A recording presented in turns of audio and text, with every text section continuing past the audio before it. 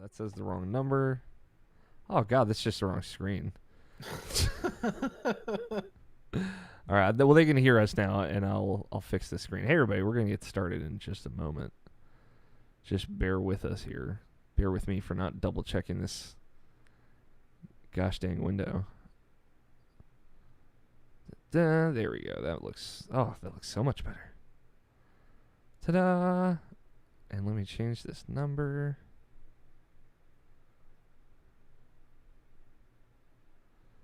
Immediately off the rails. Just how I like it. There we go. Now the people know. We got Kyle here. It's gonna be a fun time. Strap in if you are watching live. We're just gonna go for it because there's no better way to learn.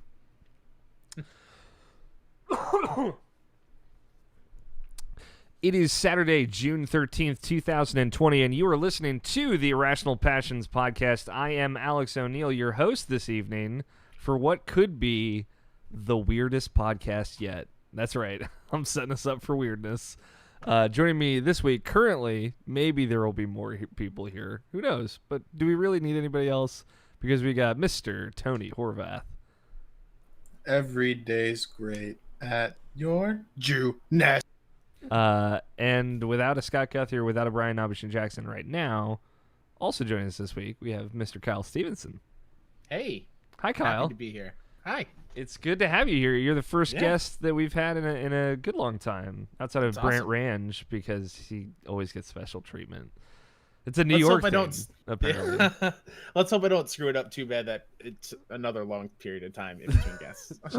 Yeah, it was really the last person that was on that just fucked it up for the rest of everyone. I think it was Andrew Cogswell that was the last normal guest that we had on like 18 months ago. So yeah, I think you'll be fine. I have faith. We have a very fun show this week because there was actually video game news that happened the week that would normally be E3 is not, but instead, everyone, we're getting those little trickle drops. You get the little eyedropper from like the CBD oil container, and it's just like coming down real slow, but it's a real chill drop. That's what kind of started this week, I would say. So we're going to start with news, but just before we get into that, for the folks at home that don't know Kyle, where are you from? What do you do on the internet? Oh man, what don't I do? No, it's I have a humility. weekly, I love it. Yeah, weekly PlayStation podcast called The Trophy Room that I've been doing for about a year and a half almost with another kind of funny best friend, Mr. Badbit, who's in chat. What's up, Joe? PS Trophy Room on Twitter. We talk about the latest and greatest in PlayStation every single week. Obviously, this past week with the PS5 reveal was a huge moment for us. It's the first time we were able to create PlayStation news with a brand new console together, which is I was pretty proud, milestone moment.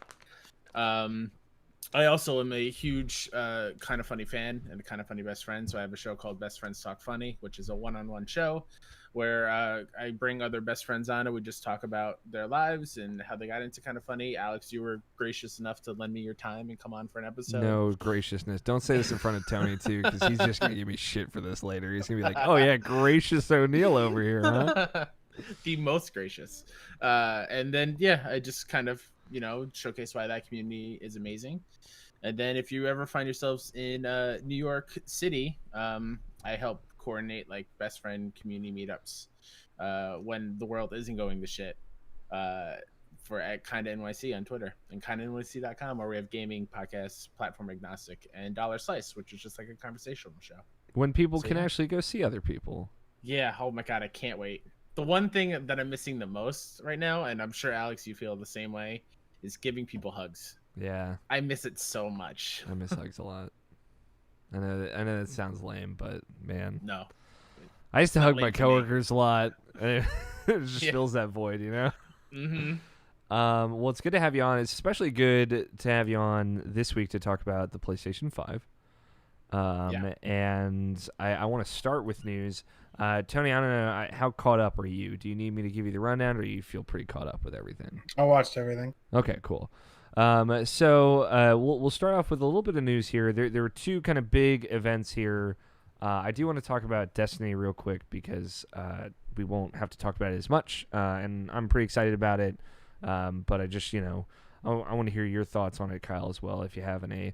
But for those who missed it, there was a kind of unveil of what this current season of Destiny 2 would look like. We talked about this last week on the podcast. Kind of gave a summary of what's been going on in Destiny. A lot of in-world events, kind of little bit-by-bit story that they've been telling over the last 3 seasons of the game since the expansion came out in the fall. And this Tuesday, they were like, okay, we're going to tell you what the season is that is starting that day, that started this week. And then they're also going to kind of outline, presumably, what this year's expansion was, but they kind of went beyond that. They showed this year's expansion, Destiny 2 Beyond Light, which is coming out September 22nd, which looks cool. They're adding a little bit to it. Hi, Scott. Hello. Scott Guthrie joining us. Scott, Hey. Kyle, Scott. Hi, Scott. Hey, Kyle.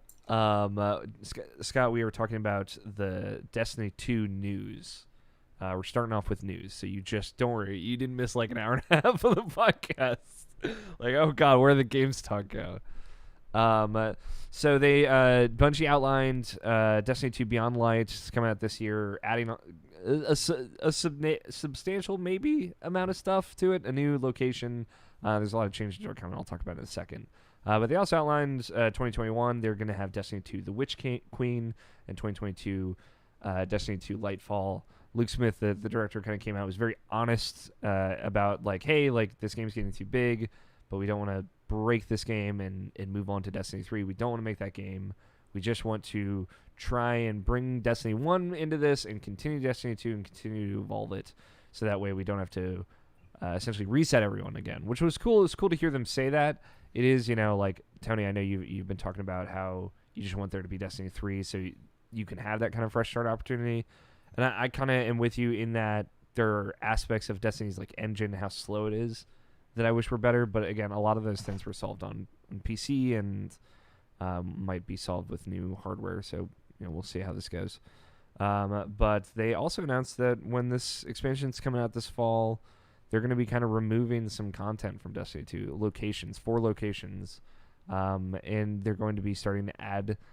In addition to the brand new locations that are going to come with each of these expansions, a new location to Destiny 2 from Destiny 1, as opposed to like the Moon, where it was kind of a remixed location that was the expansion. They're going to give you that in addition to a brand new location every year. That's kind of the goal, which is, I feel like some people are going to be bummed out or upset for no particular reason or like for an understandable reason, but like maybe a moot one when content gets removed because it's just stuff that nobody really plays anymore.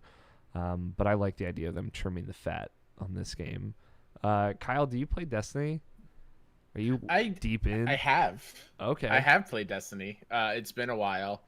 And the thing my experience with Destiny is when they do unveil something brand new, I always think, man, I would love to jump in now because this looks awesome.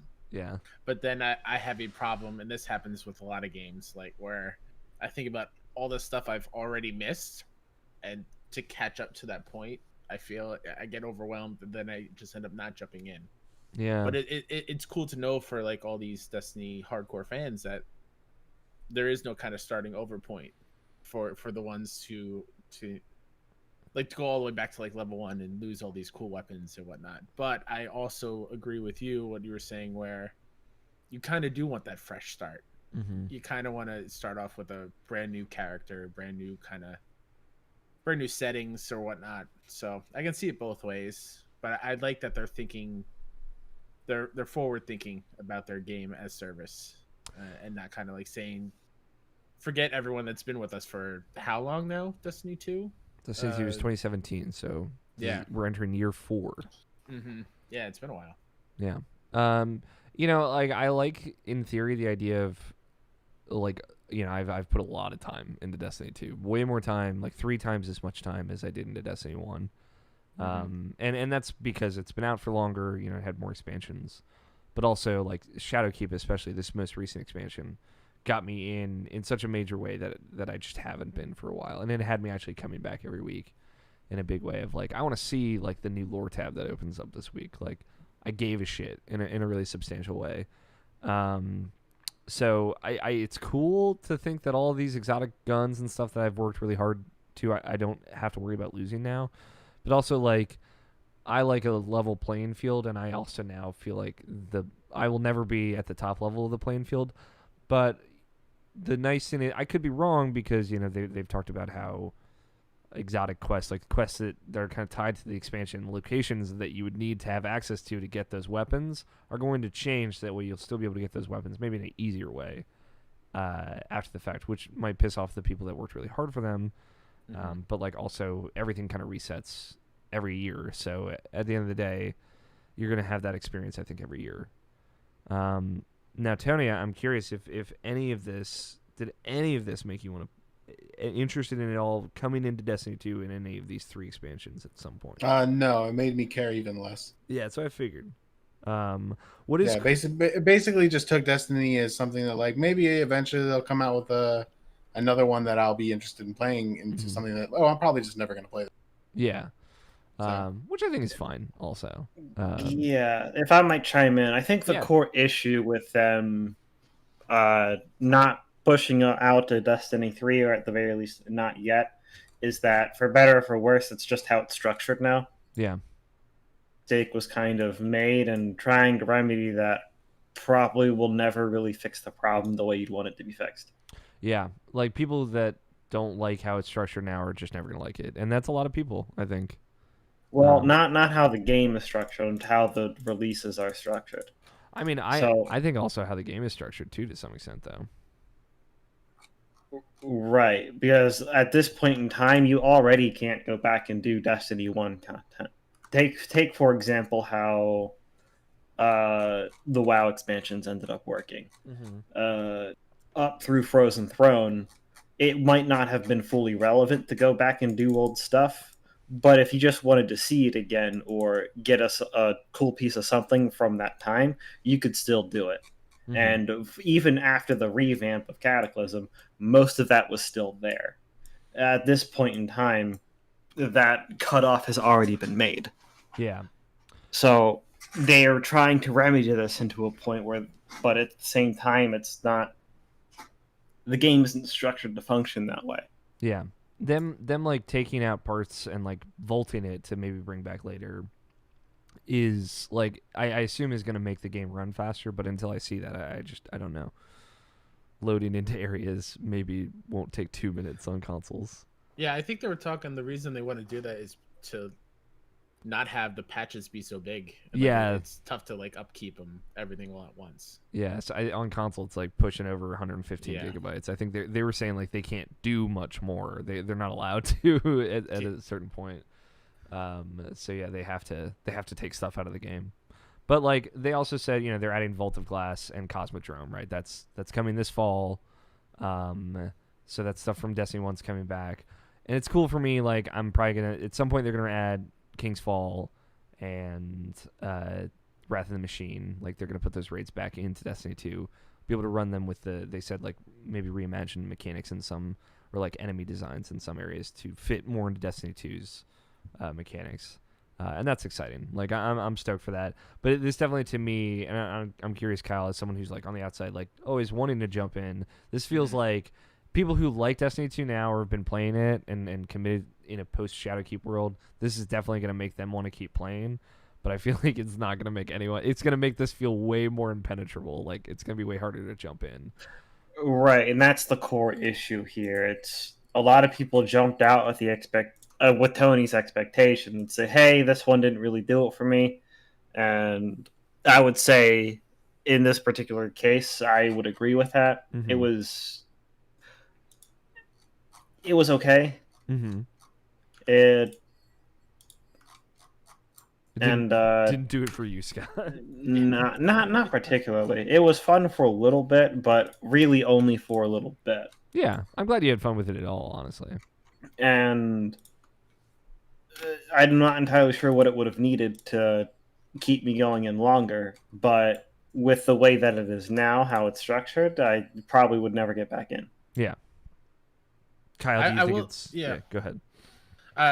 I've always wanted to kind of get back into it because I've beaten Destiny 2, the story. I've gone through it all.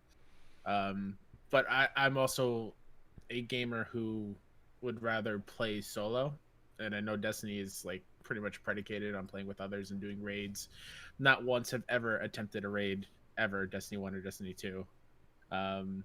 So seeing these cool new things and seeing other people play with other people sounds cool, but I want more story stuff. I want more single player things to do rather than more co-op or PvP, PvE, whatever it is. Although that new dungeon or whatever they showed off that's like available now does look really, really cool and interesting. Yeah. But again, I think you probably have to have two other players with you. Yeah, so. Have a team. Yeah, so yeah, that's just too much scheduling on top of everything else that I just can't. My brain can't handle it. Yeah, I get you. It's one of those things where like as someone who's like embraced Destiny and like I am committed to it, I'm willing to kind of put up with a certain amount of its bullshit to enjoy with my friends and the kind of raid team that I have and have had for a couple years now. That's like I'm in. So like this stuff all was great for me. I was like, yes, this fall expansion sounds great. New darkness subclasses, like a whole new damage type, sounds awesome. Sounds like something that could mix up the gameplay in the way that I've wanted for like the last, I would say, year with Destiny, but I really liked Shadowkeep. I like what they did there. I like the idea of going back to the Cosmodrome because like I wasn't as into Destiny 1, and now that Destiny 2 has gotten me way more into it, I feel like I'm going to appreciate a lot of those Destiny 1 locations that come back. Like if they bring the Dreadnought back, which I'm hoping they will, next expansion, because that's going to be about like it's going to be basically be a sequel to the Taken King. You know, I want to go back and re-see those places and reappreciate them. So, yeah, I like this a lot, but I recognize it from the inside out of like, oh, this doesn't really work for people. Like, I feel like this works for me, but I can't say the same for a lot of other people. But me and the folks I play Destiny with are all really excited. So, do they do the thing where like when you jump in, you can level up to whatever like a anytime an expansion comes out, cap, right? You get a boost to whatever like the starter level for the story of the expansion is. Okay. So, and they sell those things independently now, I think, if you wanted to. But also like when New Light came out, they changed how you started in the game, so you can like skip the campaigns if you wanted to, and kind of get into stuff, or get into whatever the most recent 2 expansions are much faster because there's a whole new intro for new players with Destiny 2 New Light. So you don't play through you play through essentially the opening mission of Destiny 1 remade and reimagined in Destiny 2 now. Okay. Which is cool. And I like that idea because like the opening of Destiny 2 is like very much like all your Guardians already alive and all this shit's already established. But, you know, like when they remove a bunch of locations this fall, they're also removing the Red War campaign essentially. So the original Destiny 2 campaign is going to be out of the game this fall, so that means new players are going to have a whole other experience, and they won't even be able to see that original campaign probably for a little bit, if ever again. So a lot of that's a core issue with this going forward. I mean, like I don't think it is. I don't think it's a problem. Like I don't think you need to play that anymore. In 4 years into this game, I think they have enough way more interesting stuff to play. But I don't know what's going to be there in its place. So like, I'm just kind of blind faithing that, but I'm excited to see, what the game looks like after all these changes are made. I'm excited to see what the game looks like once it launches on next gen consoles. I'm excited to see all those things. So, but that's it for Destiny news. Interesting. It was more ambitious than I thought it would be, but obviously take it or leave it. The other bit of news this week was the PlayStation 5. I asked Tony. A little bit of news. It's a little bit of news. Just a little bit. I asked Tony already. He had kind of watched everything. Scott, are you caught up on this stuff? Did you watch this? Did you? 0%. After I took a look at it, I was like, you know what? I'll get caught up later, and then I never did. And then here we are.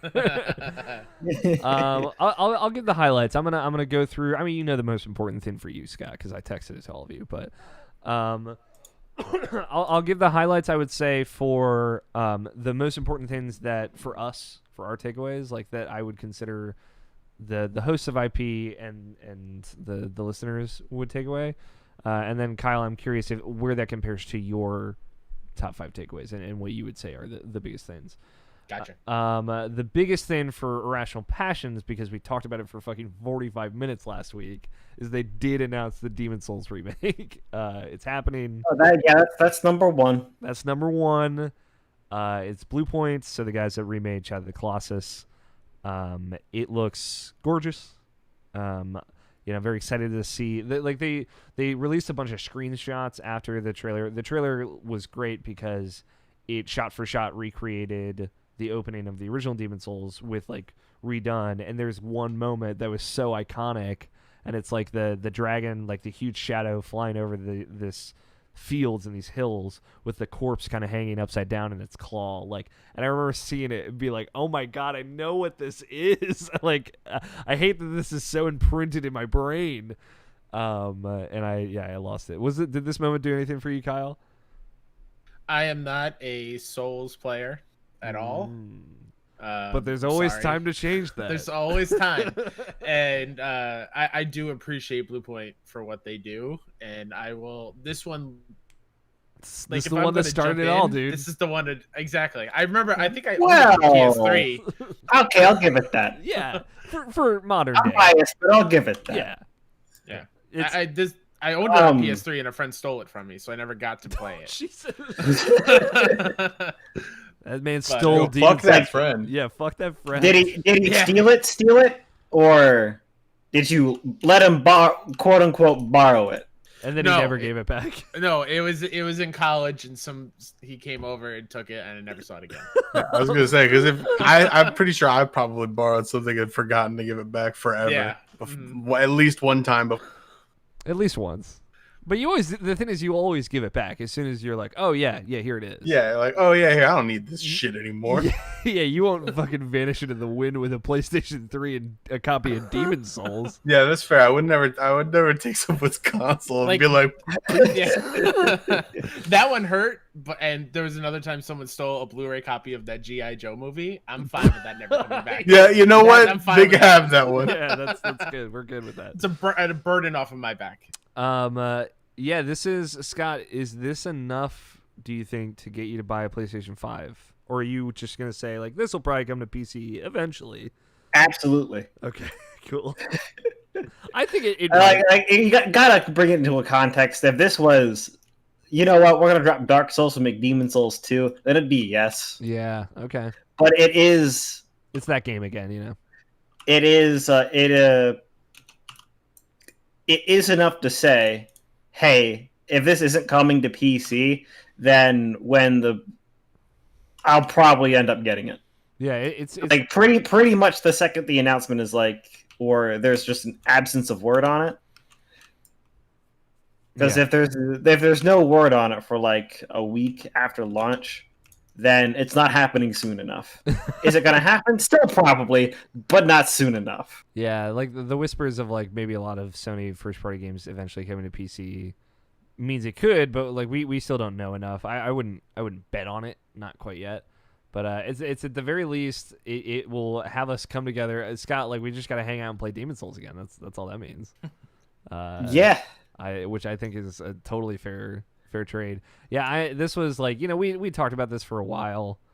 I guess it is worth mentioning. Mm-hmm. There are a ton of parts in Dark Souls where going in without a friend is extremely rough. Mm-hmm. Some of the fights feel like they were built to have you call on a friend. Yeah.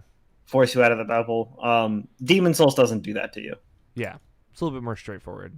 It's more straightforward. When you call on a friend, the game kind of gets a bit easy. As long as a friend knows what they're doing. Yeah. But it's still fun. You know, like at the end of the day, I think it's a more balanced challenge for a single person. I'm with you. I agree. But it's also fucking hard. Demon Souls is also really fucking hard. Well, it depends. Again, if you want to have a big sword. Games, it depends. It's the heavier your weapon, the slower that you make yourself, the harder the game is going to be for you. Yeah. And of course, get yourself a Uchi Katana. Yeah. All right. You're talking about go to town. Yeah. You know what I'm saying? Yes. I'm not sure that the Demon Souls has that. It does have it. I know where the Uchi Katana is in that game. It's in the Storm level. Yeah, it's cool just because I'm gonna be able. Oh, hold on. Is that just the weapon that you use? Yeah, you can. I mean, that's one I use when I play through it. The storm blade? No, not the Stormblade, the Uchikatana that you get in that same level. Okay. I think I missed it then. It's a skeleton has it. It's fine. But yeah, it's At that point, I'm pretty sure I had the monolith sword, so yeah, you were set. At that point, I wasn't going back. You had a big boy sword. A big boy shield sword that didn't care about shields. Yeah. Demon Souls is like so different and unique. We Scott has talked about it, and I've talked about it on this show for years and years and years. So it's cool that this thing that we've talked about, people are gonna be able to re-experience. It's gonna look good. It's gonna play great. It's gonna have a solid frame rate, which is gonna be very exciting. And people will be able to play together again. Being able to summon it, and that monk boss is gonna be a fucking nightmare again, and all this crazy shit is gonna happen, and people are gonna be exposed to the world of world tendencies and all this shit. It's too good to be true, but what a great world that we live in. That's gonna happen because the Souls games are so much bigger now because of Dark Souls. That so many more people are gonna be like, oh shit, yeah, this is where it started. I'll fucking try this, and they are just not gonna know what's going on. Shout out to Bluepoint though. Oh yeah, what they do to bring old games back and make them look just drop dead gorgeous. Yeah. So such a talented group of people. Yeah, Demon Souls. This game looks beautiful. Yeah, it looks great, and Demon Souls is a special game, and it's cool that people are gonna be able to re-experience it. George Cruz is on this train of I'm gonna say right now that the Demon Souls remake is gonna be like Halo Anniversary Edition. There's gonna be controversy. People are gonna be like, it's not pure enough. I don't like the changes. The textures all look weird to me now. And you know what? If if it looks like that, whatever. I'll take it. I'm never gonna be able to play Demon Souls any other way again. So, one of the other big things, I would say number 2 for IP. Again, diminishing returns maybe for Scott, Tony, for you guys. But there are 2 consoles. There's not just one. There's 2. There is a PlayStation 5 and a PlayStation 5 Digital Edition.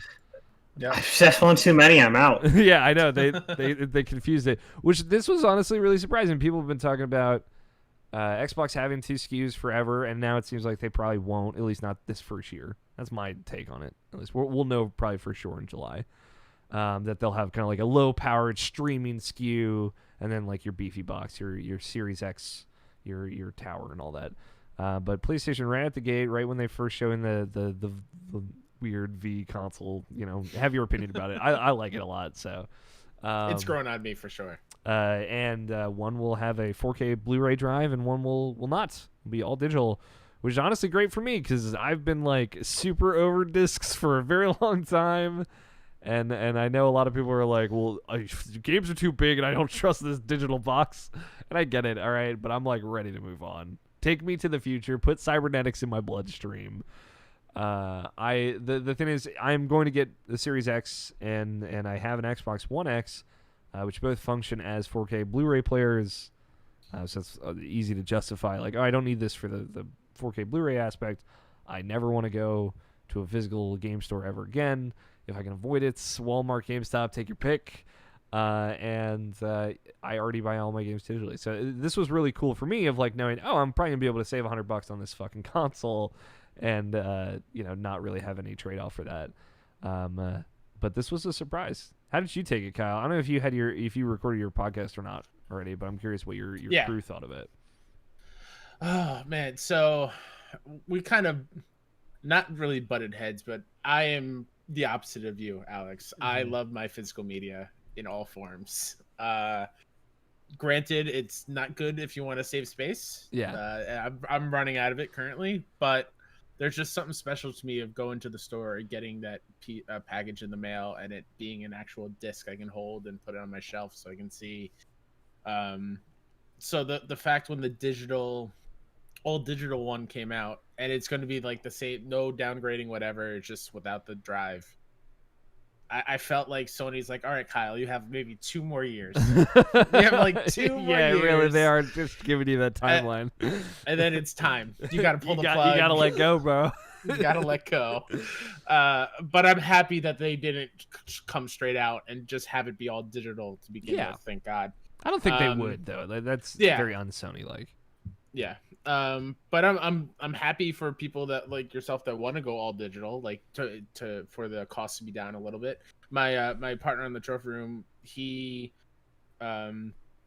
also buys a lot digitally, so he was so excited for the digital only one. He'll probably get that one.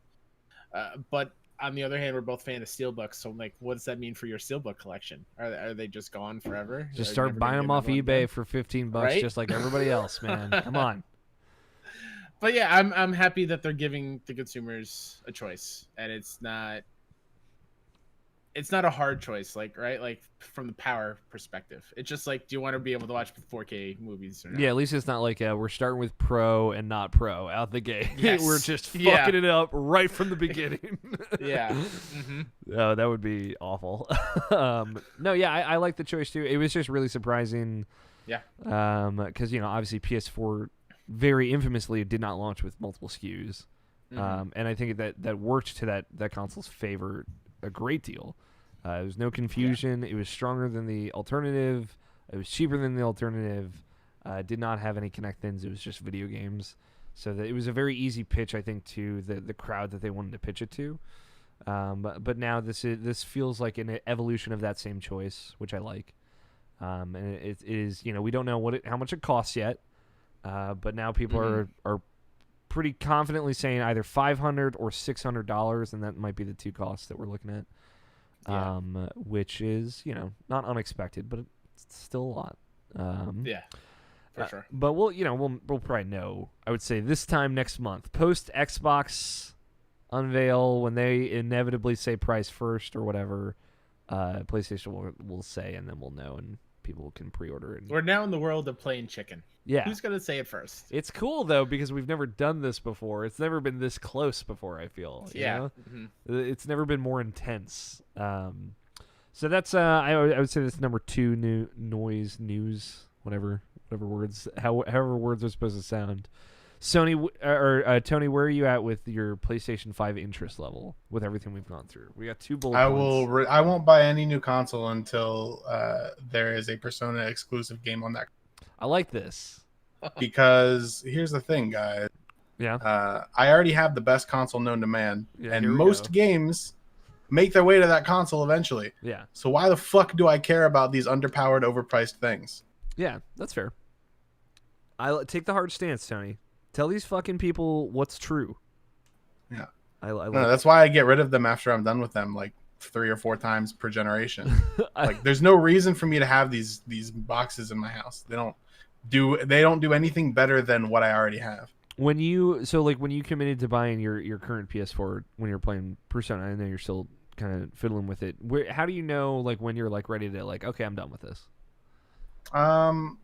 Since I have it, I think it will basically be a better Chromecast. Because that, like, without having one of them that has that kind of stuff, I have like a Chromecast, and it works sometimes, but for all the things that I want to watch that Chromecast doesn't do well at, I don't have a smart TV. Yeah. So this kind of accomplishes that goal. Yeah. And other than that, I can play Witcher on it, and I can play Persona on it. Yeah. So that's fine. And I think that what was like a $400 price tag for Persona, worth it. Yeah. Yeah, totally, dude. It's like the one game that I would pay that much for, even if it's like I'd pay that much just for the disc. Let's be real. Yeah. No, I will talk about it probably when we get to games, but I've been really loving, especially this week when you finished it and hearing all your thoughts on it. Scott, what about you? I guess we kind of already talked about like the interest level of PlayStation 5. I feel like if there's anything, it would be Demon's Souls. But to go through the other announcements that I think are kind of the most exciting. Honestly, I don't know if there's anything else I would speak to Scott and Tony. But I think one that made a big splash for me, and I thought was cool, save for the kind of confusion that came afterwards, was Spider-Man Miles Morales. Which I think is kind of cleaned up at this point. We're all over it. But there was just a tough intermediary 24 hours in there. Friday was tough for people excited about Miles Morales, but it's all cleaned up now. I learned the tough way. Don't trust executives when they talk about games. Yeah, sometimes they don't really know how things work. Yeah, no, not at all. Which, you know what, I don't necessarily blame them for that because it's not their job. But you know, it's always like right after, whenever it's so hungry for what's going on, right afterwards, like to just pick apart their words. It's like, man, that sucks. Yeah. But yeah, it's a not quite sequel, not quite whole new engine built from the ground up type thing for PS5, it sounds like. But they're taking Spider-Man PS4, improving the engine for PlayStation 5, making a standalone, brand new experience with Miles Morales at the center. It's awesome. Great music. Kid Cudi was playing during that trailer. I was feeling good, emotional. After Spider-Verse, I'm very, very attached to that character. So it's just you should see great time. the edits of putting. I have the What's Up Danger to that trailer. Oh, chills. I've seen like 12 of those edits. I love all of them. Another big exciting, another Insomniac thing for me, new Ratchet & Clank game, Rift Apart, announced. I love Ratchet & Clank, have for a while. This looked great. This was their kind of showpiece of like, oh, we got virtually no load times and kind of going between different planets like lightning fast within like 2 or 3 seconds, which is cool. I was just stoked there's a new Ratchet & Clank game. Maybe Kyle, you can clear this up. People are saying that this takes place in the original Ratchet & Clank timeline, not the reboot timeline. Yeah. So what I got vibes from was, I think their last PS3 game was Into the Nexus. Yes. Which I played. I don't remember a lot of the story stuff from that, but the one thing I do remember is the purplish like riffs and playing around with time. So it looks like this is a continuation with that, and that's awesome. I'm so happy Ratchet is back. Yeah. And I'm sure we'll get into it with some of these other ones, but like as a platformer fan, this made me very happy. There are a lot of platform games, and Ratchet at the forefront, looking gorgeous. I'm just happy that Insomniac is back doing these kind of things. Yeah. For PlayStation specifically. Yeah, it's cool. This was my sleeper prediction when we were doing our pre-show. I was like, I think this will happen. I think it's a sleeper. I was hoping it'd be a launch game, but we don't really know when it's coming out yet. Yeah. But it looks great. There's a Lady Lombax in it. She got a robot arm, and the internet loves her. Loves her more than anything.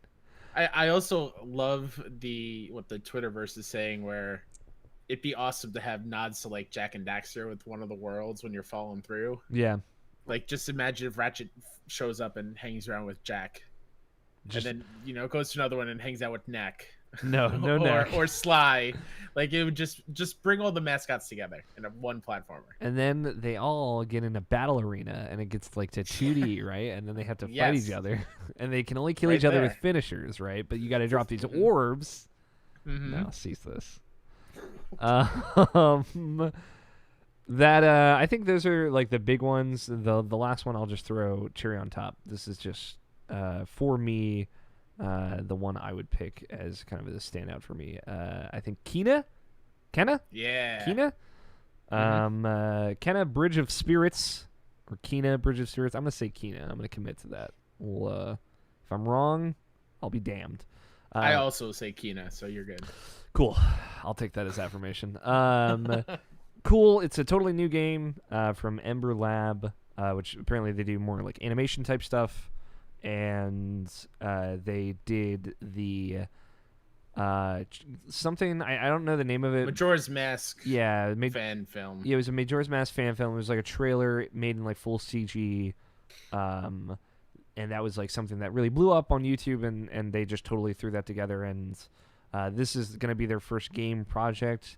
It's cool. It kind of has like a little bit of a Breath of the Wild aesthetic. Like, it's definitely different. It has more of like maybe a smoother Disney movie or Pixar movie full look to it. But I got that vibe from the environments, action kind of directing like these little crawly guys together like they're Pikmin and having them carry stuff and ordering them around. I don't know how it'll work, but they're super cute. Did you read what their names were? No. They're called the Rot. That's such an unfortunate name.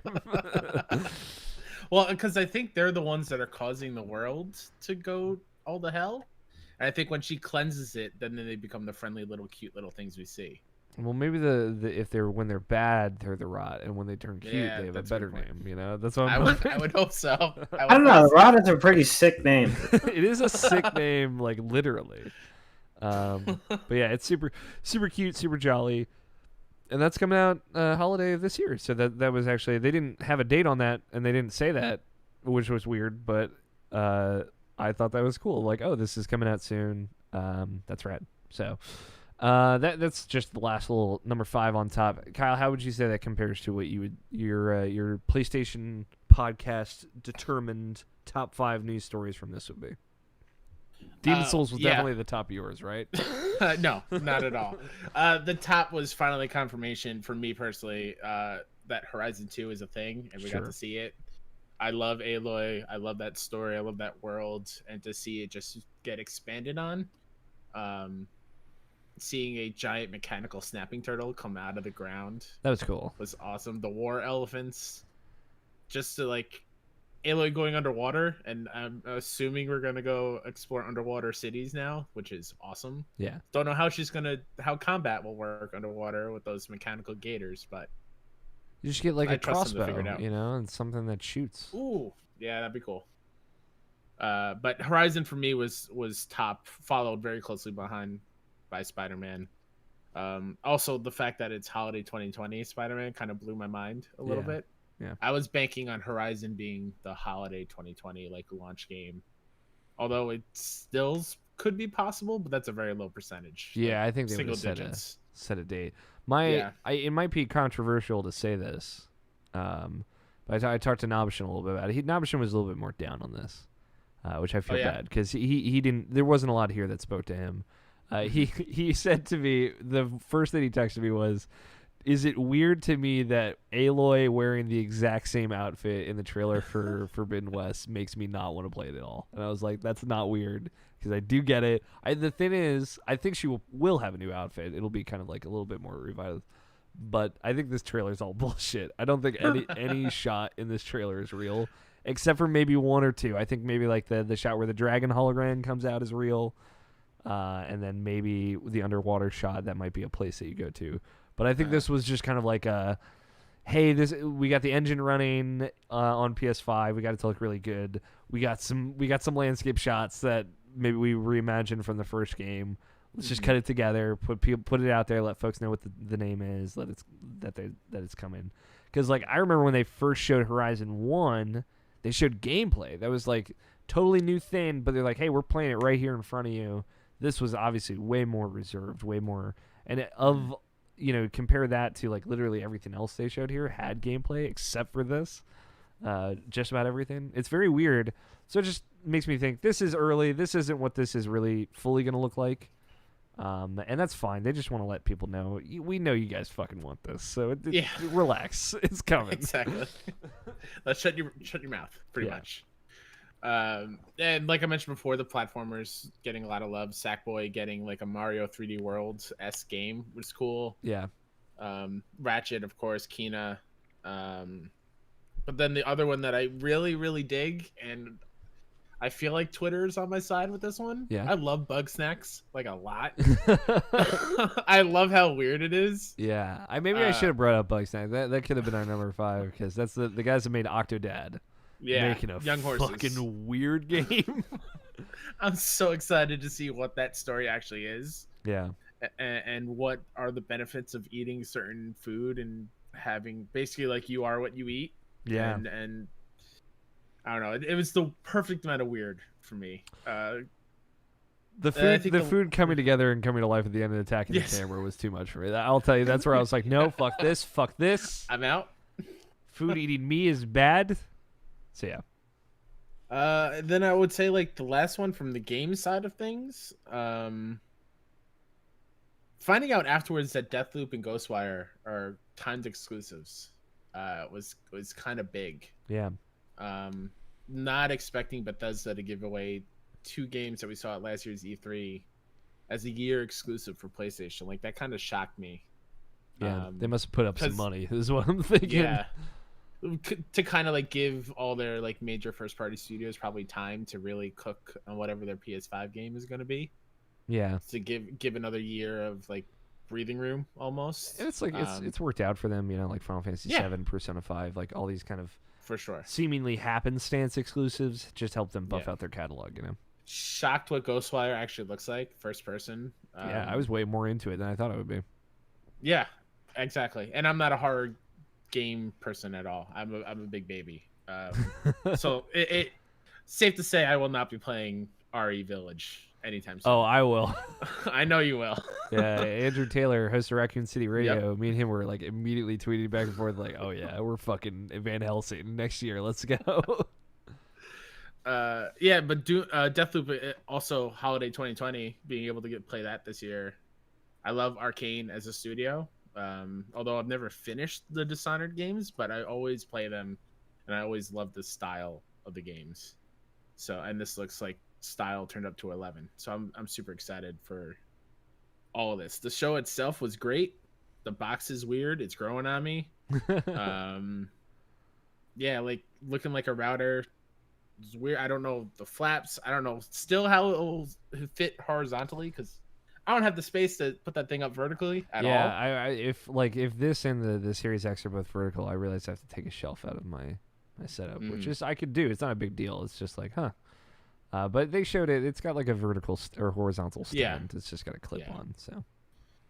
And something that was, I guess, shown today, it's cool that all the grips on the DualSense and all over the PS5 are just tiny little secret symbols. Yeah, do you mean to tell me that these consoles are meant to stand vertically like a PC tower? I mean, just look at the fucking Series X, dude. It's a little, dude, it's literally a tower. It's a little PC tower, but it also kind of looks like a little refrigerator. You just want to open it up and put little cans in it. Dude, I think that someone's gonna do. I really hope so. On Etsy, you'll be able to buy a mini fridge that looks like the Series X day one. Just put a handle on it. Oh yeah, then it's the best console. True. See, Tony knows. Historically accurate. Historically accurate. Cool. I think that's it.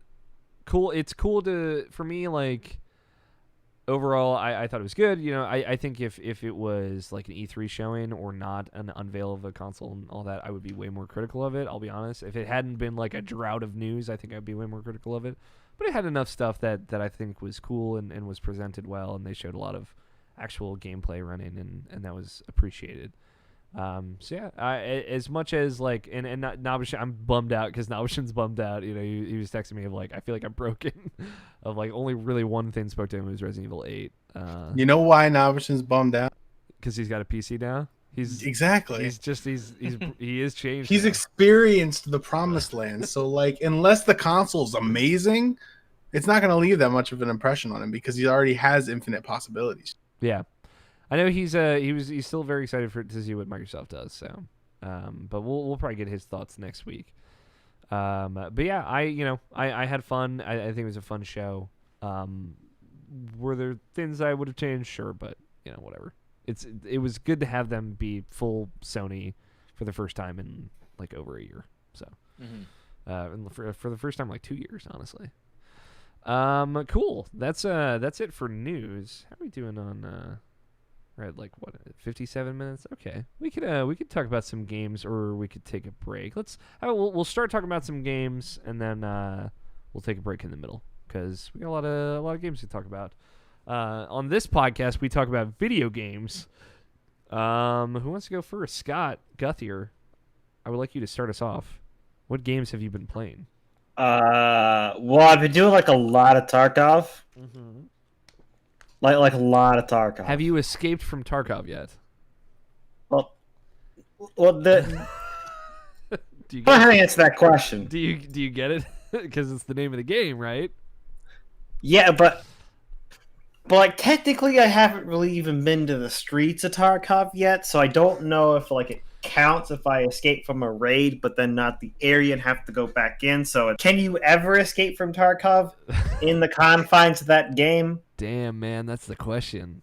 Wow. Or have you never been there in the first place? Maybe it was never Tarkov. You were just somewhere else. Or is the answer I've survived 474 times?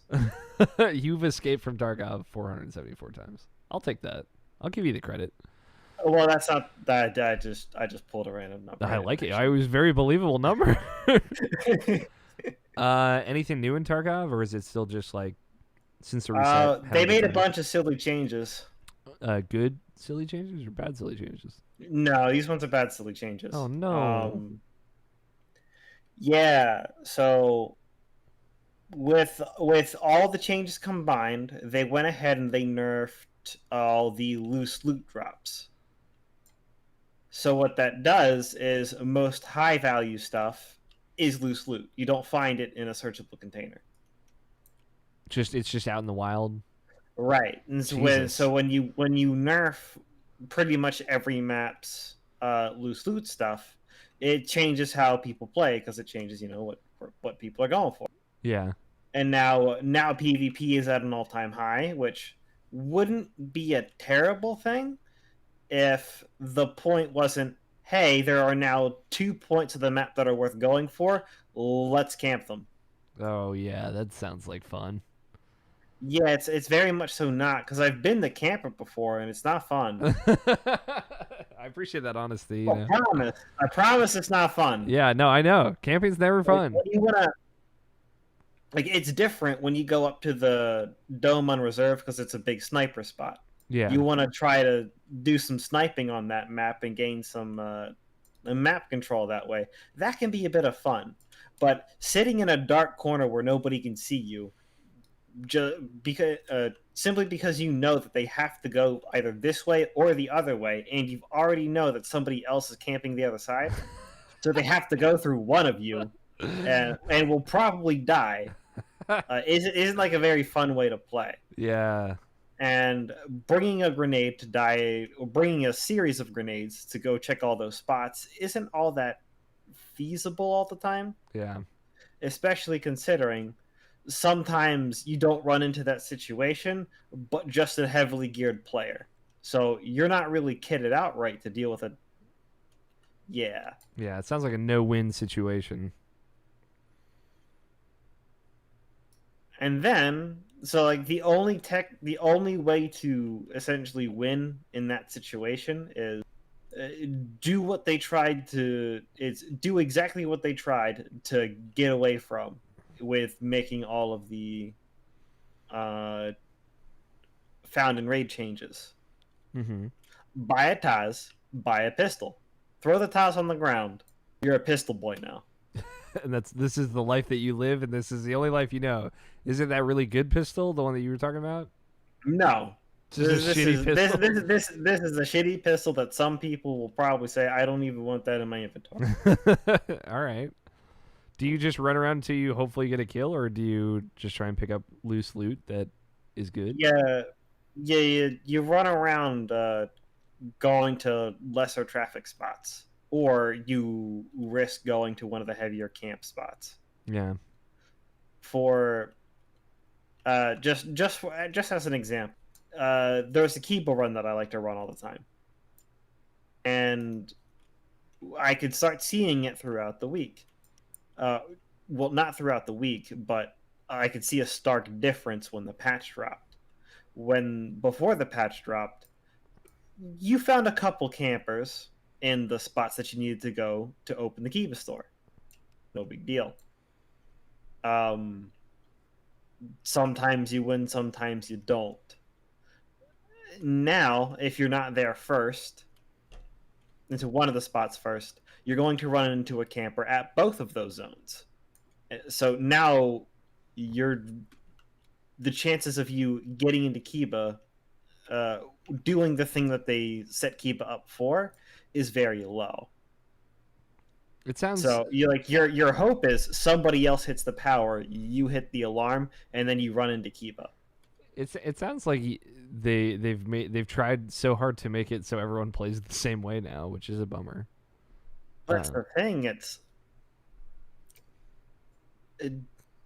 I could also not do that run and just chill out in that room waiting for somebody else to hit the button. Yeah, but that's no fun. It's really not fun. Yeah. Has this made you play a lot less Tarkov at this point? Not yet, because this was a bit more recent. Okay. But if there's nothing to really compensate for this, then probably. Yeah. Have you played anything else this week? It's calmed down, but during the start of the wipe, it was Hacker City again. Oh, yeah. So no labs, no reserve, because that's where they go. And to give you an extent of how bad these hacks can get, some people have them as to where they can just open your inventory while you're still alive and take your shit. Jesus Christ. Right. That's the worst. So that's calmed down, but in the wake of that and all the damage that was done there, it seems like they've said, well, the loot spawns are too high and people are gaining money and money, resources, and gear too quickly. Yeah. So let's The just shut issue it down. here is the issue here is, well, now if people want to get it, they have to hope they run into somebody else who already had it. Yeah. Okay. So when did these updates go live? Just for my point of reference, was that middle of this week? I think it was Thursday. Okay, so not too long ago. Yeah, I think it was either Thursday or Friday. But there was a stark difference in camper count. That's when it all shut up. Has this pushed you to play anything else this week? You getting anything or no? Particularly. Okay. I appreciate Tony. Are you still playing Tarkov? Are you experiencing the same thing? Yeah, in broad strokes, basically the same. Yeah, I've been distracted with a lot of other shit this week, so I haven't played a lot of Tarkov. So yeah, there's this planned update to the game that I think will fix a lot of it, which is they're trying to take all of the spots where loot is supposed to spawn, where it's already coded to spawn, and they're changing it so all loot is dynamic and spawns wherever the fuck. And then, you may just have the high value spots that have higher chances for better stuff, but that will make it so that maps are more engaging rather than just go to spot where loot is, check for loot, you're done. Yeah. And then instead you'll actually have to find some shit, Yeah. So I see why they would want to make the changes. It's a bummer where they're at now. I kind of want really camper count to be part of patch notes. Yeah, the game. Yeah, camper count down. Yeah. Attempted to balance camper count rate. Yeah. As long as if you guys are still having some fun with it, that's good. Through all of the muck. Tony, have you played anything else this week? Me? Yes. I played some Vidya. Some Vidya games. Yeah, so big one. I finished Persona 5 the Royal. Yes. Wonderful. Basically, I guess it must have been after the show last week. Yes. I hit several hours after that, or right before the show, I was in the last part of Persona 5 vanilla stuff. And then after the show ended, I finished all that and moved into what was essentially, all new stuff. Yep. And from that point, I got sucked in and played for 30 hours straight, except stopping to sleep, and finished the whole game. Yeah, I remember and it was great. It was I think 11:37 p.m. and we had finished recording at 9 o'clock, and you were like, "Dude, what?" And I was like, "Yes, yeah. excellent." But yeah, it was you had it was cool to see what you had you had reacted the same way to a lot of things that a lot of people had reacted to. Everyone flips out. I think the one of the most hype moments is that last showtime that you get that it kind of introduces in the story. And it's such a good moment, and I think it's right from that moment on where a particular character, like you had said, just hits the top tier of what you could want from a story like this. Yeah. And it's just absolutely fantastic. So it was super cool to hear that you had such an emotional the characters that are center stage for the new content are fantastic. One in particular really surpassed my expectations, Yeah. to the point of on a run where I was playing on the hardest difficulty and trying to be really strategic and beating things efficiently. I included this party member in my party, even though they're not that good, just because they're that awesome. Yeah. And had to change things around to compensate for that party member. There's a lot of really cool stuff in that last part of Persona. Yeah. I think what they do with all is- the characters is really great, you know? Oh, for sure. Yeah, like the extra stuff for each character also is really cool. Yeah. The new personas, especially the DLC personas that you get, or that you can spend some extra dollary dues to unlock, are really cool. Mm-hmm. And I think I had said, I don't remember if it was on the podcast or just to you guys, but like weeks ago, I was saying like the one thing that I don't like in the beginning parts of Persona is dealing with Persona Fusion, Yeah. and that kind of stuff. And I wanted to clarify, I don't like doing it at the beginning of the game. Yeah. When it's just like Super I'm limited. gonna spend all this time to get like this one thing that like this one ability, and make all these compromises just to do that. I prefer to do it later on when everything's available and I can kind of go wild, and I don't want to have to sit there and farm a bunch just to get a mediocre amount of currency to do like one thing and then that's it. I want to optimize it, farm a whole bunch of currency all at once, and then use that to kind of just do whatever I want to do. And I did that. I made like kind of midway through the game, I made one really strong persona, like customized persona. That was the first time I'd really done that in a Persona game, and it was really cool. Mm-hmm. And then when I got to the new content, I really like took a while and made a couple more really good ones that I used for the end, the end part of the game, and that was fun. So then I finished the game and came back later in the week, so a couple days ago, reloaded my save from a couple days before the end of the game. Went into Mementos, or actually the save was already in there. Changed all the DLC costumes to the Black Ops costumes, so I had the Persona 4 Arena music playing. Nice. Whenever I was in combat, grinded I was at level 96 at that point, so I got to level 99 on all the characters. Yep.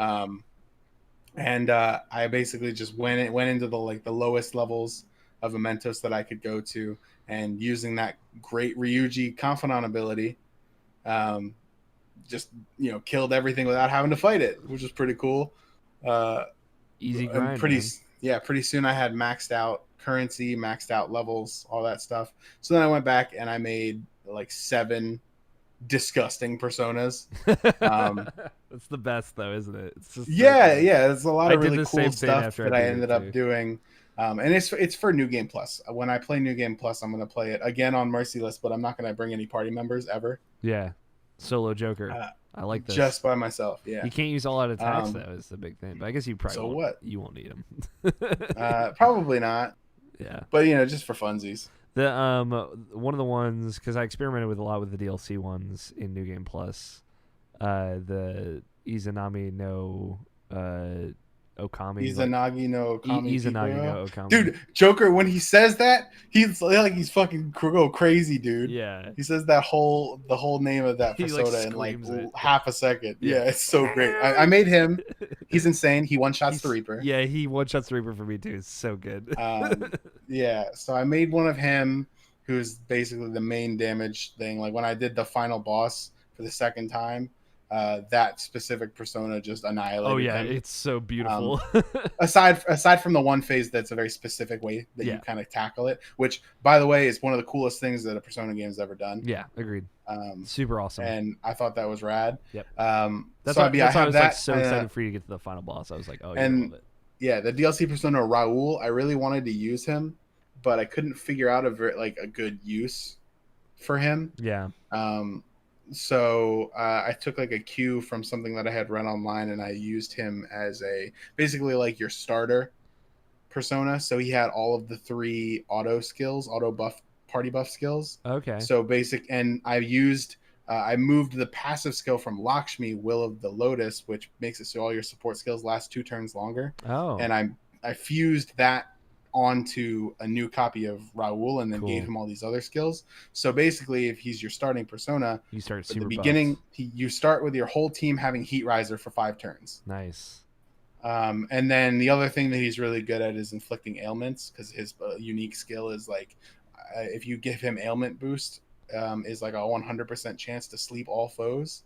Nice. And technicals in Royal are really, really good compared to the original game. And any move against a sleeping target is a technical. Yeah. So if the fight seems like it's going to be a hard one, if you have this persona that I built as your first persona, you start with Heat Riser on your whole party for 5 turns, and you can put them all to sleep. First things first. Yeah. Like that's so everything's asleep. You technical on every ability, but a lot of the time what I would do is start with him, and then I made a Fafnir, which is one of these late game persona that you can find in one of the last palaces. That motherfucker's annoying to fight, isn't he? The reason why is because he's so naturally resistant to things. Yeah. And because he's so naturally resistant to things, it takes a really small amount of slots to make him resistant to everything except almighty damage. Yep. So I used 5 skill slots to make him literally invulnerable to everything except almighty damage.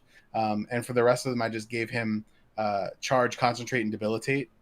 Nice. So you just so if assuming like the worst possible scenario of a fight, like crazy boss fight, you start with this first persona out. He busts your whole team for 5 turns. Then you switch to the tank persona, Fafnir, and use charge or concentrate. For my team, it would be most of the time concentrate. And then that turn, no one can kill you. You're not going to die. Can't get hurt. And then when it comes back around to your turn, you swap over to whichever one you need. Like if it's physical, then I had a Yoshitsune built who just does massive fucking physical damage. And he had a passive skill. Oh, by the way, I gave Fafnir the passive that makes him immune to all ailments. Yeah. So you couldn't be confused, brainwashed, or anything like that.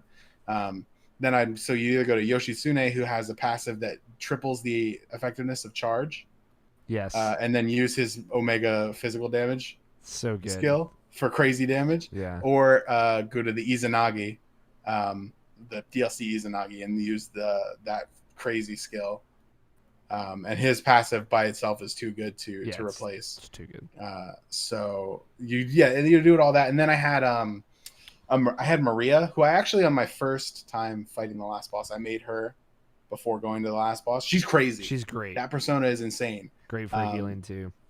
Yeah, you heal yourself to like 60% of your health every turn. Yep. Another cool thing about the DLC Izanagi is that he has another passive that makes you heal all your SP and HP at the end of every fight. Yep. So you never run out. You just are cool. Unstoppable. Like, yeah, it's amazing. Yeah. It's cool, like how endgame can be like really turned into something special. Yeah, it took like 7 hours of just building personas. But that's just like the best. You're the only other person that plays Persona that gets as into that stuff as I do. I love it. It's so fun. And then I've realized that all of these personas that I built, I only really had like 3 different types of damage that I could do, which was physical damage, almighty damage, and which was Izanagi, and then the Kaguya that I had built did bless damage, which the confidant that you get for Royal, her main source of damage is bless damage. Yeah. And I waited the whole game to play with these, with the new character, so I'm gonna have the new character in my party. Also, she's pretty good. Yeah, she's pretty good. But I was already kind of filling her role, in my party, so I had to kind of move away from her. That's when I built Yoshitsune for the first, at first, so I could use her and not just have all of my damage be bless damage, which. Because that specific person, I think Atlas is like, what, people are probably going to use this person in their party that they waited the whole game to play with. Yeah. So there are a lot of enemies in the last section of the game that interact with bless damage in some way, either are resistant to it, repel it, or are weak to it. More often than not, it's not the weak one, So if all my damage is that type of damage, it wouldn't be a good idea. But anyway, so I realized I only had these 3 types of damage, so I built a Satan, with the best single target, like the severe single target for all elements except for bless damage. Oh wow, nice. And since his passive reduces spell cost by 75%, I also gave him Spellmaster, which reduces it by another 50%. Makes it so comical. I can do the severe version of each type of elemental damage for like 5 SP. Oh, nice, yeah. So yeah, there's just stuff like that I thought was really cool. It's awesome, man. So Like I threw all that stuff together. The passive traits are such a cool addition to Persona, and they make that game, like the Persona Fusion, so much more fleshed out. For sure. And then I went through the last thing that I did. I went through and used the fusion alarms to make the best equipment for all party members. It's also which goddamn, that was a whole lot of turn it on fusion alarms, doing one thing and then turning them off and then turning them back on again. Running over to Chihaya, be like, "Here's $10,000. Here's 20,000 yen. I'm gonna use this real quick." Yeah, I gotta give me a sec. I'll be right back. I gotta. Man, but I'll tell you though, I really grew attached to Lavenza. Yeah, right. Over the last doing all that stuff over the last 2 months. I'll be really sad to play New Game Plus and have to deal with the twins again. Not that the twins are bad, it's just Lavenza's way cooler. Yeah, the fact that you get like that whole kind of cycle with Lavenza, and she's got like such a weird personality. Also, yeah, I don't know. It was nice not being treated like I'm fucking hated for a little like bit. weird. Lavenza's like, "Oh, welcome back. Let's walk together into this room side by side." Yeah. And the twins are like, "I'm gonna kick you into this room." Yeah, totally. I'm with you. So, there's a lot of good stuff in Persona 5, the Royal. Yes. It's one of the best RPGs you can play. You remove one of, and you got it. Yeah, sure. I'm with you, man. It's I think the best JRPG out there. Anything else you've been playing, Tony? Yeah. So you'll recognize this phase of the year for me. I decided that it is time to play ranked in League. Oh no. Not League of Legends. Which is a thing that I do once a year, where I will just play ranked for a week until I get to a specific goal, and then stop playing ranked again until next. But I've done it for 2 years prior to this, and then this year I was like, well, time to do ranked again. So I started playing ranked. Got back to right now. I am back at my previous rank from last season. So I just hit platinum earlier today. Is that good? It's okay. I think I'm going for diamond because I have a 95% win rate or some shit. Some shit. I don't care. How many ranked matches have you played? 35, I think. Okay, that's not too bad. I played 16 ranked match. So here's the reason. I think I've mentioned before. I've made a friend while playing Seven Deadly Sins who is an ex League of Legends professional player. Yes. And we were playing together. We played together for a while, and he because he wanted to start streaming again, he ended up playing a whole bunch, and he lives on California time. So he plays a lot when I'm sleeping because work early in the morning and stuff like that. So we didn't even end up getting to play ranked together.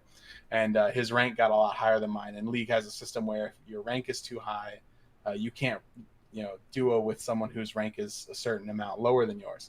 So anyway, I was watching his stream 3 days ago. And he was like, "How come we can't play together anymore, dude? Because your rank is so low. Why you suck at this game, dude?"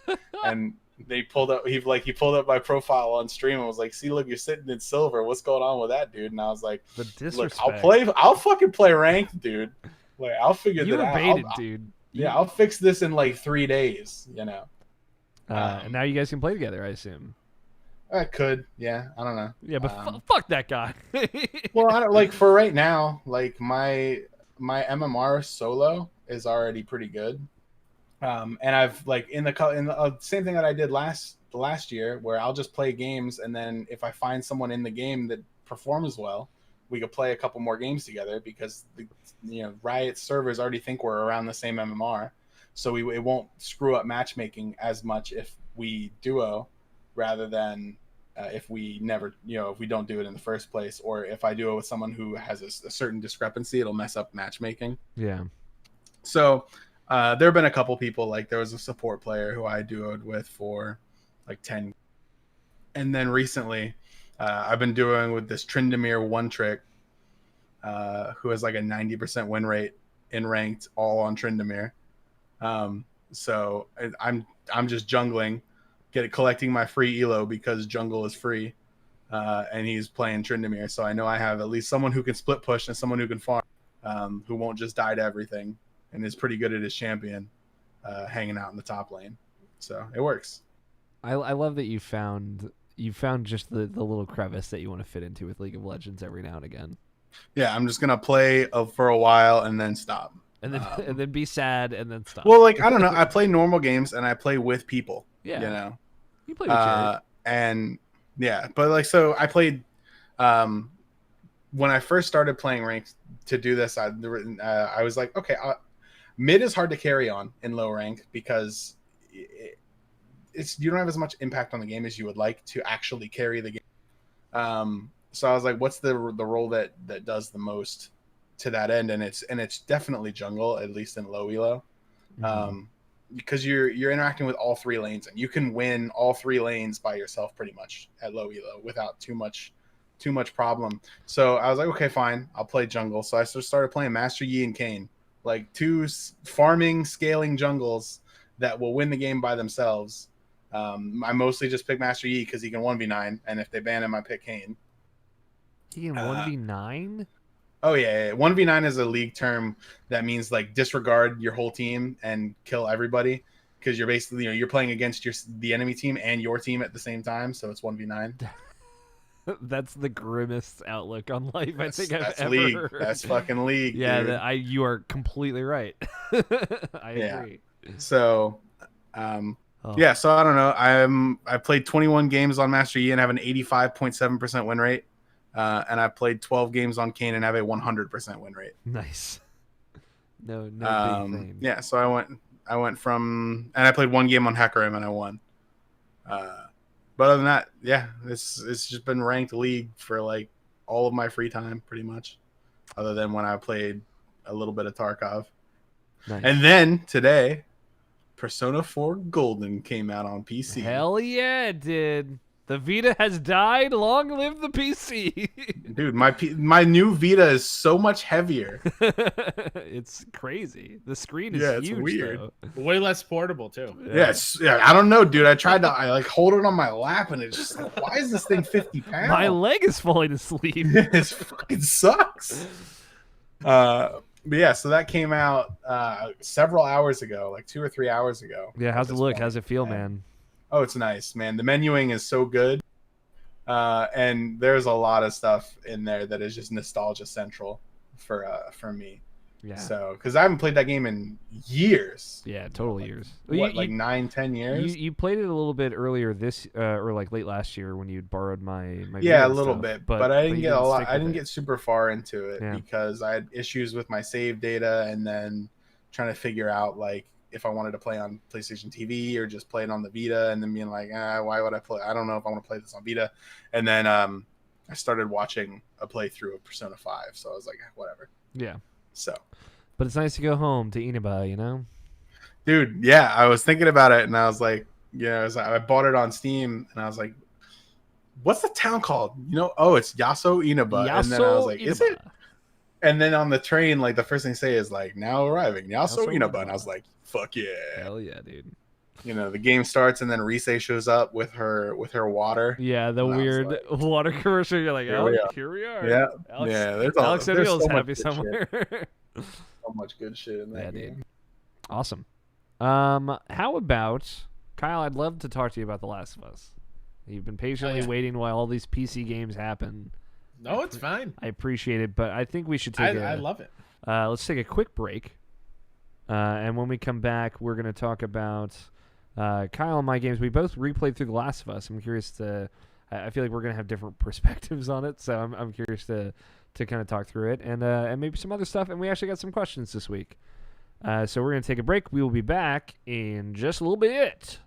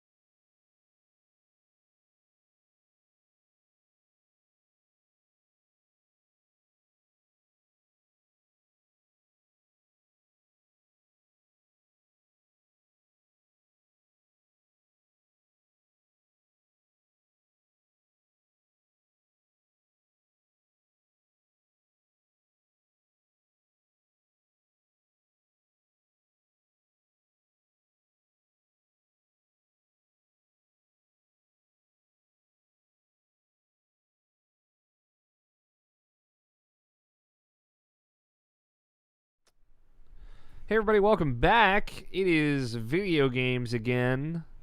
Kyle, what you been playing, man? Not was it last week or the week before? I was going to replay Last of Us 1 regardless. Mm-hmm. But my friend Mike at Mixtandro, who does sad boy music for R Wings, go look him up, they're amazing. He wanted to kind of push the limit and get the platinum because that was our most sought after platinum when it comes to PlayStation games. Yeah, it is extremely tough, and I always looked at it like I'll never do it. It's gonna be too hard. Like playing Last of Us on normal is pretty hard on its own. And then as I went into this journey to get the platinum, I started on Grounded, just like let's see if I can do it. Let's just go. Just like let's go all in. Not just get the platinum, but get that 100%, get that whole thing filled because it's a separate trophy list. Yeah. Now I don't know if you're familiar with Jarrett Green. Oh yeah. He of course, yeah. I forgot he was at PAX. I forget he's like at places and stuff. Yeah. Mm-hmm. But Jarrett Green says the Grounded is the only way to play The Last of Us. And after playing it, I would agree with Jarrett. What's different from Grounded to Survival? That's a good point. I didn't play on Survivor, so I don't know how much stripped out, like how more rare resources are. But I know tough. Grounded is extremely tough. You would open up drawers and find nothing in it, like many times. Yeah. A lot of surviving on one bullet for a while and learning how to really stealth around and take people out silently. And no listen mode, right? No listen mode whatsoever. So because that's gone in survival difficulty. Yes. And like I had done the survival thing, so like on PS3 I have everything but the 2 multiplayer trophies. Sweet, yeah. And then on PS4 when I went back and replayed it again, so it was like maybe my third playthrough on PS4. I actually found out I have everything but the New Game Plus trophies, but I had actually beaten it on Survivor already, so I was like, okay, that's cool. If I wanted to, I could just load up New Game Plus on Survivor right away and go through it. And then the ones that you would get on New Game Plus, which is like max out all of Joel's stats, upgrade all weapons. Yeah. And then the 2 multiplayer trophies, which I'll never get. I understand I'll never get. On PS3, I played hours of that multiplayer, and I feel like I never made any progress.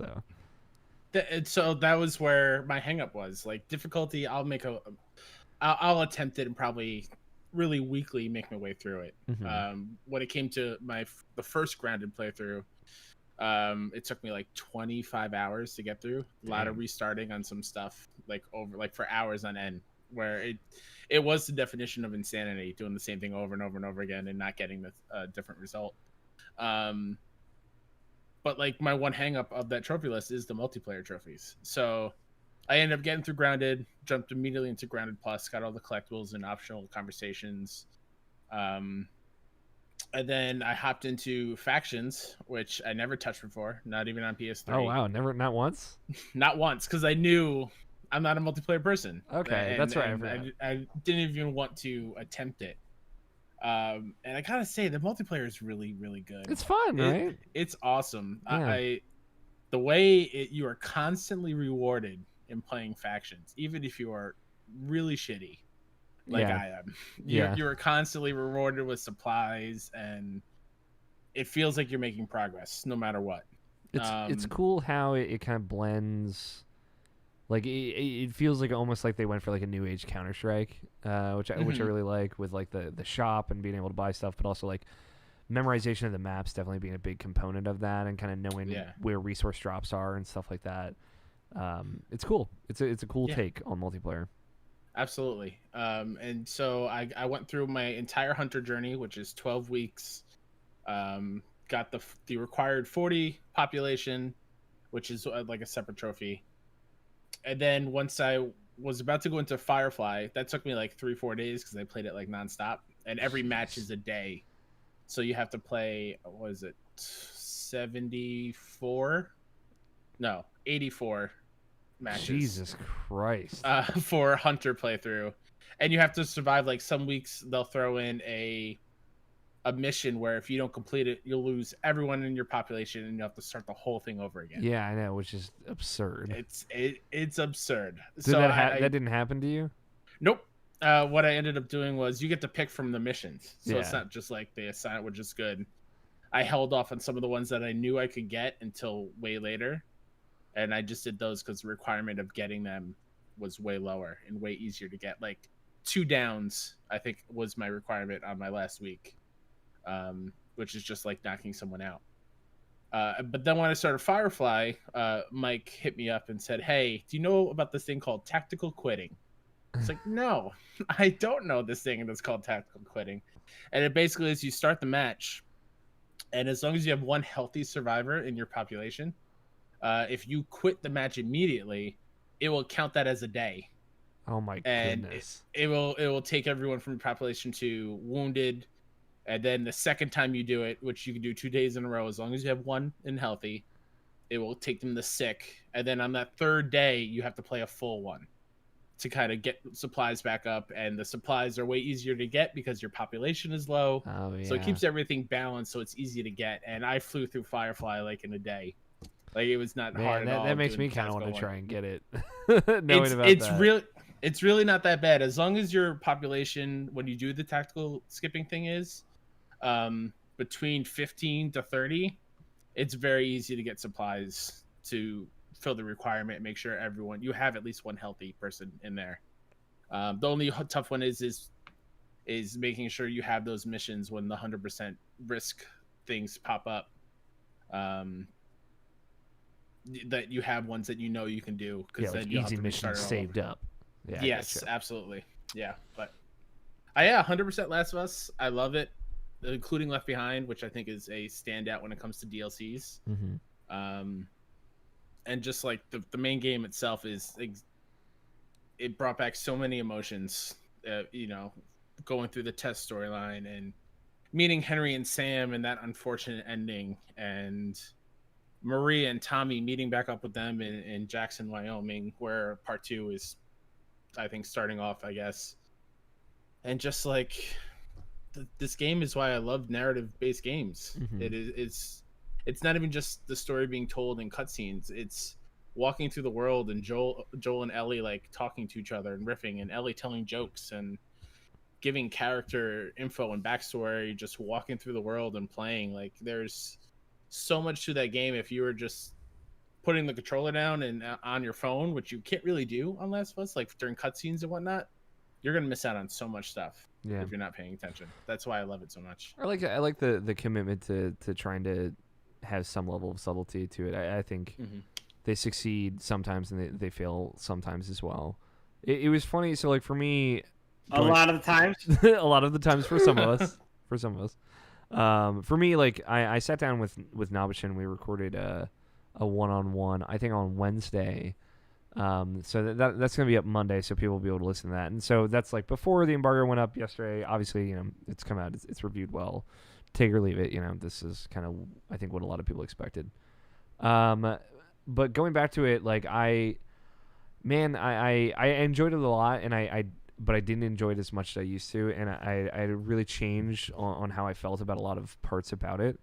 And I think we spent like an hour and 35 minutes talking about it on Wednesday, so I want people to go listen to that. But the kind of truncated version of that is like, and I was happy to listen to the Kind of Funny folks did a spoiler cast, and I don't necessarily normally listen to the Gamescast, but I was curious how they felt years later, and Greg and I usually have very different video game opinions, but him and I felt exactly the same about the ending now. Like now versus then, which is just how like wholly unrealistic it feels, and just out of nowhere almost it feels, and like it was very vindicating to hear at least somebody else had that take as well.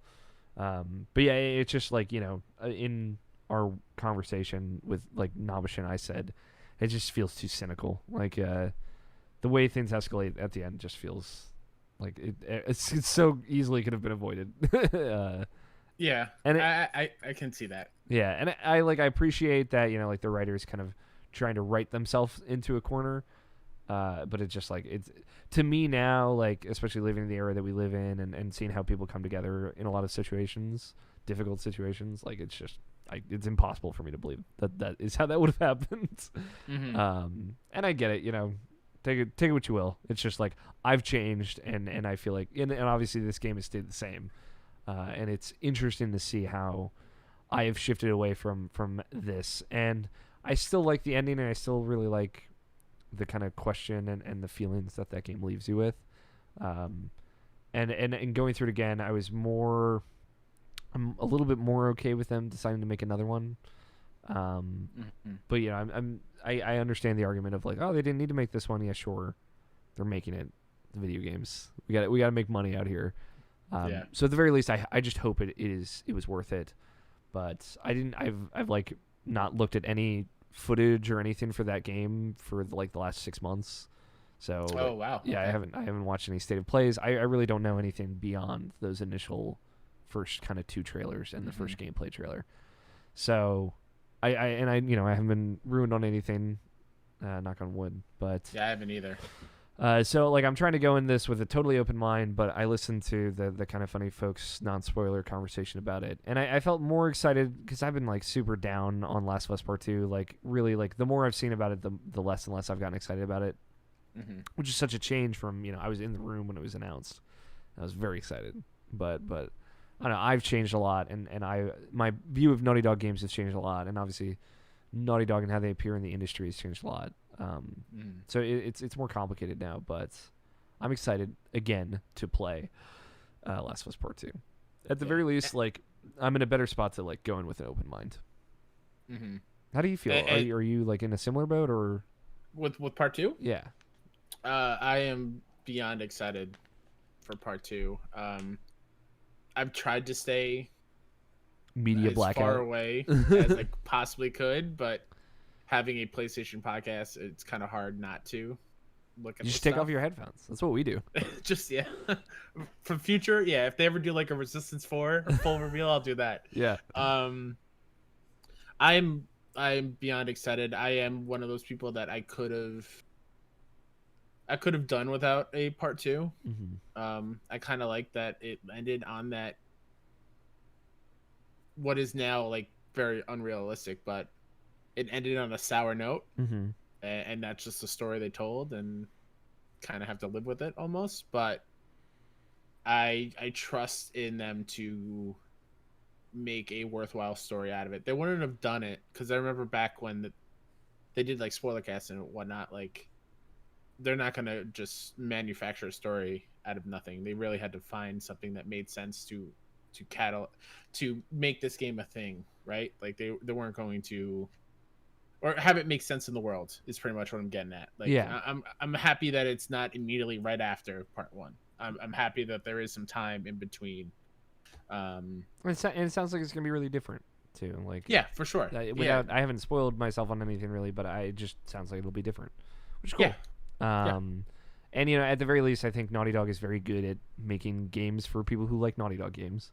Yeah. And like I had a lot of fun with Uncharted 4, and it was a thing where I ended up liking that way more than I thought I would, but I think I felt at the end of that I was way more done with Uncharted than I thought I was. So like trying to get back into Lost Legacy, it was just like I couldn't get into it because I'd had such a satisfactory kind of close to this type of game that I just wasn't really interested in going back to it, I guess.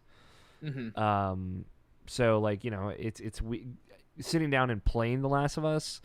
I played through on normal, which I found very easy, and I eventually bumped it up to hard. And once you kind of get into those big moments where it's like kind of protracted sequences of fighting and stealthing and all that, like it is really gripping. Like it's not like people always say like it's not a fun game to play. It's like it's not a fun game to play, sure. In a lot of ways that like a lot of survival games I think aren't like fun per se. I think they're rewarding, but it's very gripping. Like there's a level of tension that they do a great job of kind of manufacturing while you're playing, and it makes you kind of squeeze the controller a little bit tighter. Oh yeah. And my muscles were tense the whole time, and like I could feel my heart beating faster, especially when you are forcing yourself to stealth. Yeah, and I like that. I like that it at least tries in its best ways to kind of take those feelings out of you while you're playing. Maybe not for all of us, Hmm. but for me. Nah, I just think you two should try Tarkov. I think I would really like Tarkov, honestly, because I do too. the things that you've described in that like sound very much like that of like trying to get stuff. Of shooters, I liked PUBG for what Tarkov will do, and I disliked your. Well, I didn't try the Call of Duty one, but I really did not like. Blackout. But for yeah, whatever the. I didn't like those battle royales, and this is a very similar style to a battle royale where you get dropped into a map. Mm-hmm. But another way to look at it this way is a larger form of traditional shooters. Yeah. You drop into a map, you bring your loadout, and there's stuff on the floor that you can shoot other people with. Yeah. And I think the only difference is that you don't respawn into the same match. I think like also picking up stuff and getting stuff around you at all times and kind of being able to use those resources in the same way is a big part of Tarkov. Yeah, so I I had fun playing it again. It was like I feel like I don't know for you if it's similar, but like that Pittsburgh section, like after Billstown, it's just a little bloated for me. Like now, second go around, and I think I had a way more inconsistent experience with the AI. Like people seeing me where they probably shouldn't have. Like I remember the first time I played through, it was just perfect. It was like everything I could have wanted it to be, and I had a great time. But I know a lot of people definitely did have those inconsistencies. And I saw a lot more of that kind of bugginess this time around. That was one of the things on my first grounded run where specifically the bookstore, which is in that Pittsburgh section. That encounter, in my opinion, is maybe the worst encounter in that whole game. Yeah, I would agree. It was I was trying to stealth through. I would take everyone out, and I would stealth like choke out this dude, and all of a sudden the music would pop off like someone sees me. Yeah, and I spin the camera, there's no one around. There's no way that they heard me, especially if this is supposed to be like stealth. Yeah. And then I would like it would still have that tension or not that line of dialogue to tell you that you've made it through the encounter. Mm-hmm. And so like this one time I must have killed like I think there's only like 9 guys in that whole thing. Yeah.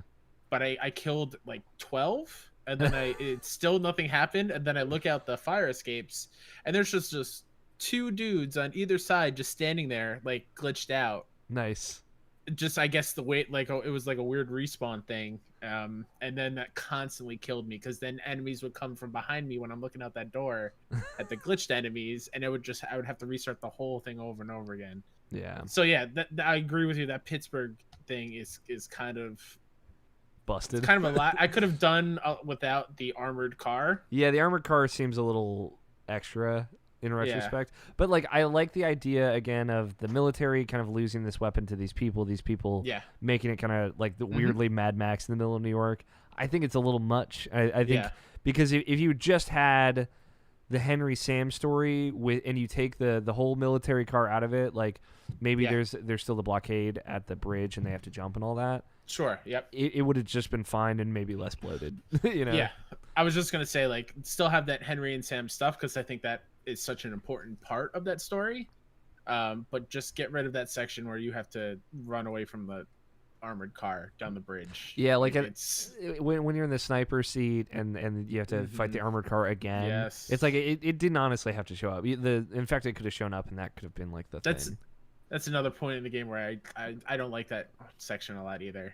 Having to stealth to that end house to take out the sniper, where the sniper can hit me through an inch break in the window line with the wall. Like, come on, there's no way. Laser precision shot. Exactly. It's there's some rougher spots. Like it's just like that summer section. I think it's just too long. Yeah. But like I like parts of it. Like when you're going through that little neighborhood with Henry and Sam, it's just like that's like one of my favorite sequences. I like the underground sewers. Yeah. I think it's cool. The backstory where you pick up stuff about Ish. Yeah. Like so cool. I kind of wanted that to be an extra DLC on top of Left Behind, but who knows? He might show up. Who knows? He might. God, I that do would be love. buck wild if he showed up. That would be so crazy. And then like shout out to just the whole winter section. Yeah, winter's great. After that big thing with Joel happens, and you're not Joel for a little bit. Yeah. Like it's weird. This- It was jarring. I was like, oh my god, did they really just? I don't want to spoil it for people who are playing it for the first time, but like, did they really just take out a character? Yeah, You know I'm what I mean? curious Like, if like a lot of people are gonna play it for the first time this week too. Yeah. I'd be curious to hear someone's reaction to that game now, but I haven't seen anybody say that. I actually played Left Behind in the middle of the game. I like took a break out and went and played it alongside because I wanted to play it a little bit differently. You know, I've been doing that a lot with a few games I've been replaying as well over the last couple of months. And it was cool. It was cool to have that kind of interlaced. It was cool to get to the end and then like when Ellie has that dialogue, like have it be kind of like word for word from Left Behind and have already seen that moment. It kind of made it feel a little bit more like a television series going through it chapter by chapter. Yeah. But yeah, it's a bummer that I don't like it as much as I used to, but I still like it a bit. You know, like I started that show that Nabisha and I did saying like this used to be like my number 3 game of all time, like personal for me. Now I don't know if I would even put it in the top 10, but like that's just where I'm at. You know, it'd still probably be in my like top 20. Sure. And I like it a lot, and it's one of my favorite Naughty Dog games. I like Naughty Dog's games. I like how they do stuff. I like how they make big set PC games and really emotional characters. But I think I might like Uncharted 4 a little bit more than this now, which is surprising. But I'm hoping that like it evolves in Last of Us Part 2. I don't know if I'm going to even like that game, but I'm just hoping I have a good time or at least I get something out of it. Maybe not have a good time, but it seems like that might not be what they're going for, but we shall see. Kyle, what else have you been playing? So after I finished Last of Us completely, I was having trouble finding a game, and one of the games I had on my shelf that I bought a few weeks ago during this whole quarantine thing because it was on sale was Medieval. I'm not sure. Exactly I think I just say Medieval. Medieval, right? Not great. It's not great. You don't like it? I don't. As a platformer fan, I didn't play it back when it was on PS1. It was one of the ones that I missed. It just I hate the fixed camera nature of it almost. In some sections, like you can rotate it, but there's some where it just blocks it completely, and it kind of ruins the way you look and move around. The animations of attacking like with the sword is very funny to me. It's just like him waving around like some kids do. Yeah. And it's just like he's not really thinking about it. He's not giving a lot of thought. No. Boss battles are very simplistic. And I was playing it before we hopped on here, and I got to this section where I found like a witch's talisman and I put it in a pot, and she popped out and shrunk me to go into this anthill, and I have to find Amber to do something, and there's no way to know where I've been already and where I'm supposed to go. I know everything exactly is so the similar part that you're talking about too. I just had to turn it off. I took it out and I deleted it because I was so frustrated.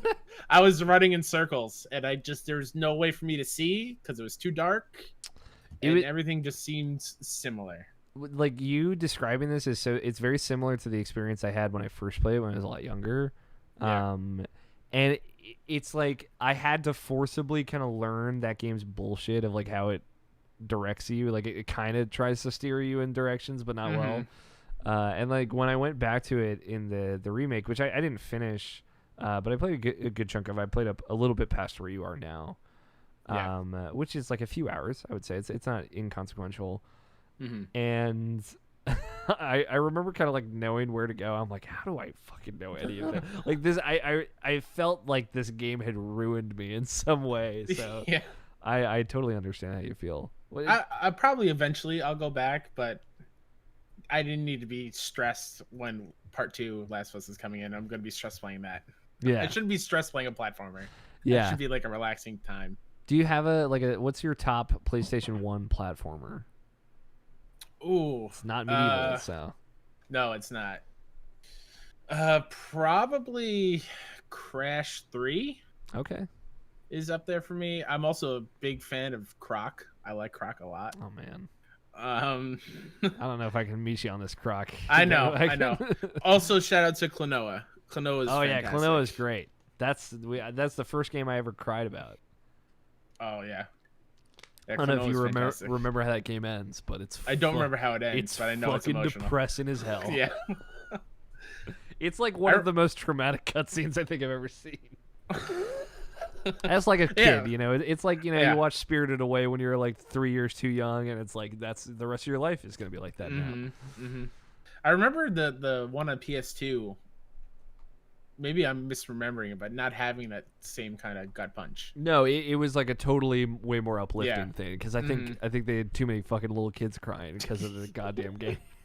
Those were some definitely like exec notes. Stop making kids cry. Stop making these kids cry. Nah, they need to learn the hard way. I mean, to be fair, sometimes things happen that make you cry. Now you gotta learn to live with that. I'm just saying, Scott. I don't think that's too much to ask. I played that game and I cried as a kid, and now I cry when I play all video games. So it's just like, man, that game. I think it's a you thing. All right. Get a little accusatory. Let's change the subject. It's fine, Alex. I cry when I play games too. It's fine. It's great. I think it's the best. Hold on. I completely forget which game we're talking about. We were talking about Klonoa. Do you remember Klonoa's PS1 platformer? No, never played it. It's about this like little girl with like these big long bouncy ears. It's a very nice platformer, but at the end, spoilers. I'm just gonna spoil it because people gotta know. Yeah, go for it. You have like this little buddy companion that you meet at the beginning of the game, and like it's her world that you're on, and you're like best friends, and you're hanging out. And at the end, when you beat like the spaceship, it turns out Klonoa is from like another world, and the last shot is like the friend that you made on the world and Klonoa like being sucked off into space, like back to where she came from. And then they're like holding hands, like being torn apart, and there's like tears going down their eyes, and then they get like torn apart, and the game ends. Klonoa gets like sucked back into her realm, and then her friend gets left behind. They're separated forever, and it's over. The credits roll. Oh yeah, I absolutely stand by what they say. You gotta be careful about your decisions when you play those games. You didn't have to finish that game. It was like some up shit, but like at the end, I was fucking sobbing with my brother, like, "Oh my god, what is this game?" Anyway. Yeah. You can play it on Vita. Yeah, it's on Vita. Go ahead, check it out. You had an option to not finish that game, and then it wouldn't have happened. Yeah, but I wanted to see if they like became friends forever. I don't know, man. Anyway, it turns out they did, but at the same time, they can never see each other again. Yeah. At what cost? Story of my life. Anything else you've been playing this week, Kyle? No, that's pretty much it. Yeah. I had a couple other games real quick. Last of Us 1, obviously we talked about it. I've been going back to Final Fantasy VII Remake. I was curious, Kyle, since you and I were on the RPG University together a few weeks ago before that game came out. How did you feel about it after you played it? The remake. I unabashedly love this remake. Nice. I like how weird it gets.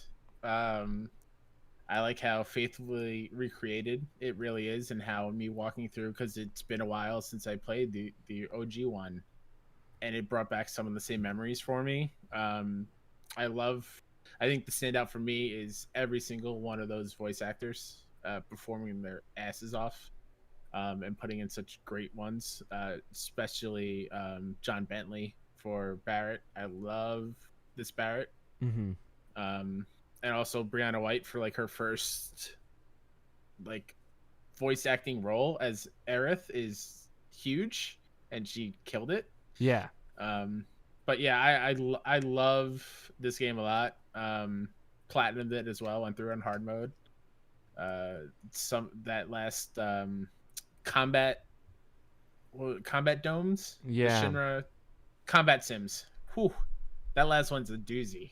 Yeah, so that's what I'm in now. I beat it, I re-beat it again. So the first time through, I had a lot of problems with it. Second time through, I had more fun with it. I still have a lot of problems with it, but like, it's I think it's great. From a story perspective or like gameplay wise? I had more problems with the story the first time through, just like basically the ending stuff. Yeah. Second time through, I was more okay with it, especially like with the weird backtracking that they've done since like PR wise. And I feel like it's a little bit more clear where they just want to make shit weird again, which is fine. It's just like you didn't have to. Visual metaphors are great and all, but come on, we didn't need 2.5 hours of this at the end. I get that, but the thing is, like, I also love Kingdom Hearts, so I'm like a little bit of a hypocrite there. Going back through it a second time, I just try to have fun with it, and I had fun with it. Not as much as I think they wanted me to, but enough.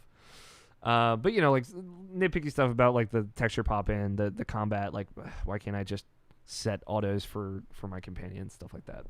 Yeah. The kind of like think broad strokes things that they're going to clearly improve as this franchise goes on. And I'm excited to see them improve. But the combat slaps fucking so good. But the only nitpick, I wanted to play as Red. Yeah, it's a bummer that you don't get to play as him. He's got like a limit break and everything. He's got all this stuff too. And it's just like which like such a tease. For me, like as like a classic JRPG fan, like there's Tales of Vesperia, one of my favorite JRPGs. I'm sure everyone here has heard me scream about it multiple times. But there is a character that is only playable in one section in the original game, and he actually becomes a full party member in the definitive edition and the re-release and all that. Flynn Chifo, right? There's like one fight in Tales of Vesperia where he's in your party, and if you have an item, you can switch and play as him for just that one fight. And I love shit like that. Like another example, I don't know, Kyle, if you like Kingdom Hearts at all. I've dabbled. But in Kingdom Hearts 2, it's not like it's a party member thing. It's not. Oh, I guess that's what we're talking about. In Kingdom Hearts 2, in the final world, where you're like basically in the first game, and previously they'd established like you're just going to be the core party for most of the final world. In the Kingdom Hearts 2, it's like late game spoilers, I guess, but it's an old game. People won't care. Riku, who's like one of the main characters, joins as one of your main party members at the very like last bit just before the final boss. So it's like you have a new party member with like new limit break and all this stuff that you can only do right here at the end. And it's so cool. It's so rewarding to get to the end and still have like a totally new thing. So that's why I was really hoping that they would do that with Red 13. And I think in a perfect world where like they don't want to make the combat as complicated as they do, and like all your like Red 13 would probably have like 2 equipable weapons, which means he would have total of 3 skills maybe, and they probably just didn't want you to have like only 3 things you could fucking do with this character. That's probably where they were coming from, but it would have been really cool to have been like, oh, and I get this whole new playable character right at the end. It's a bummer. I'm with you. What do you feel when it comes to Remake 2 whenever that comes out? How are they going to handle the materia and the leveling? Like, are we just going to start completely over? Yeah, I think we're going to start completely over. I bet we're going to start with like a selection of materia. Okay. Not like stuff from your previous game, but I think we're just going to have like a list of stuff that we're going to have from the get-go. I think they are going to totally rework the weapon skill system. I think so. You'll have probably they'll keep all the favorites, the fan favorite skills from the first game, and then like, you know, obviously way more weapons, way more skills, and way more characters. And I'm also thinking that it's not going to be 3-person parties. It's going to be 4-person parties at least. That'd be cool. It would be cool. And they did the little PHS as like a fun reference to the original at the end there, where you're switching between parties using a phone. So I'd be curious if in Remake 2, if you're going through open world sections, which I really, hoping that they keep those, you'll be able to explore as like one party of 4 and then a second party of 4. And that way you'll be able to kind of rack up experience and play with different characters. That'd be nice. It'd be really nice. I wouldn't even mind doing like the Final Fantasy X thing where you can tag in and out and bring party members in. Yeah, I think they'll definitely have that aspect, especially when stuff like, like Kingdom Hearts 2 even did that, and like Persona lets you do that. A lot of mainstay JRPGs kind of let you do active party switching. So I think that'll be a part of it too. So I think it'll be cool, like assuming that they lean into the openness of the fact that you're going to have probably 8 party members by the end of that game, and you're going to have a pretty big squad of weirdos that play very, very differently from one another. I think they're going to lean into how to make the combat broad. Like, I wouldn't be surprised if there are like combo skills that characters can do together, things like that. And I'm excited. For that. I just, I guess like I wish this was perfect, and I don't think this is perfect, but obviously that's what I get for expecting perfection. But I had fun with it, and I started going back to try and replay it on hard mode, and man, I was just not having a good time. I was doing those combat trials, and I'm trying to grind up materia at this point, just so I have like I'll be able to equip anything I need to kind of for like an optimum strategy for each combat thing. But it's just like I was just not having a great time and kind of had to put it down for a little while. The one thing I do appreciate about that hard mode run through is they're kind of forcing you to use materia that you didn't really use at all. Yeah, totally. Like the prayer and the chakra. The other chakra. Like those are godsends. Yeah, I was using chakra through the whole first run of the game because I played Tifa the whole game. Nice. So I was kind of playing her like a monk, and that was like her self heal because she's like a monk archetype almost. Yeah. Which is really cool. And so like I had her unbridled strength, her buff, and then the heal, and then a couple of different of her abilities that kind of complemented those well. And I switched between those pretty periodically, but that's being able to self heal in combat is really clutch. And eventually, my like first playthrough strategy with her was like I gave her refocus, so that way she could get 3 different slots, and then ATB gauges. ATB gauges, yeah. And then I would swap Chakra out for Prey, so that way every time she got 2, she could heal the party. So I was just healing the party constantly and essentially drawing all the attention. Nice. And it was a fun way to play. And I the second time through I played a lot more as Cloud and played way more countery and try to have fun with it. So I at this point I don't think I'm gonna try and go through for the platinum stuff. It's just like that hard mode. The way it takes items and stuff out of it, we talked about it last week, but it just took a lot of the fun out of it for me. So, but that's it. That's all I've been playing. Let's take a peek in the mail sack, because we actually got some questions today. Thank you everybody for sending in your questions. Remember, if you were listening and you were like, hey, how do I do that? You can tweet your questions at @IrrationalPod, the hashtag IPQ, or just tweet them at me on Saturdays. I'll pull them for this. Or you can send us an email, mailsack@irrationalpassions.com, or leave us a voicemail, 404-590-1337. Standard long distance fees do apply. Let's start with this one from Jeff Miz, Mr. Brawl 96 on Twitter. What's more important, a tight launch lineup of new games or ensuring all the live service games from this gen are ported over day one?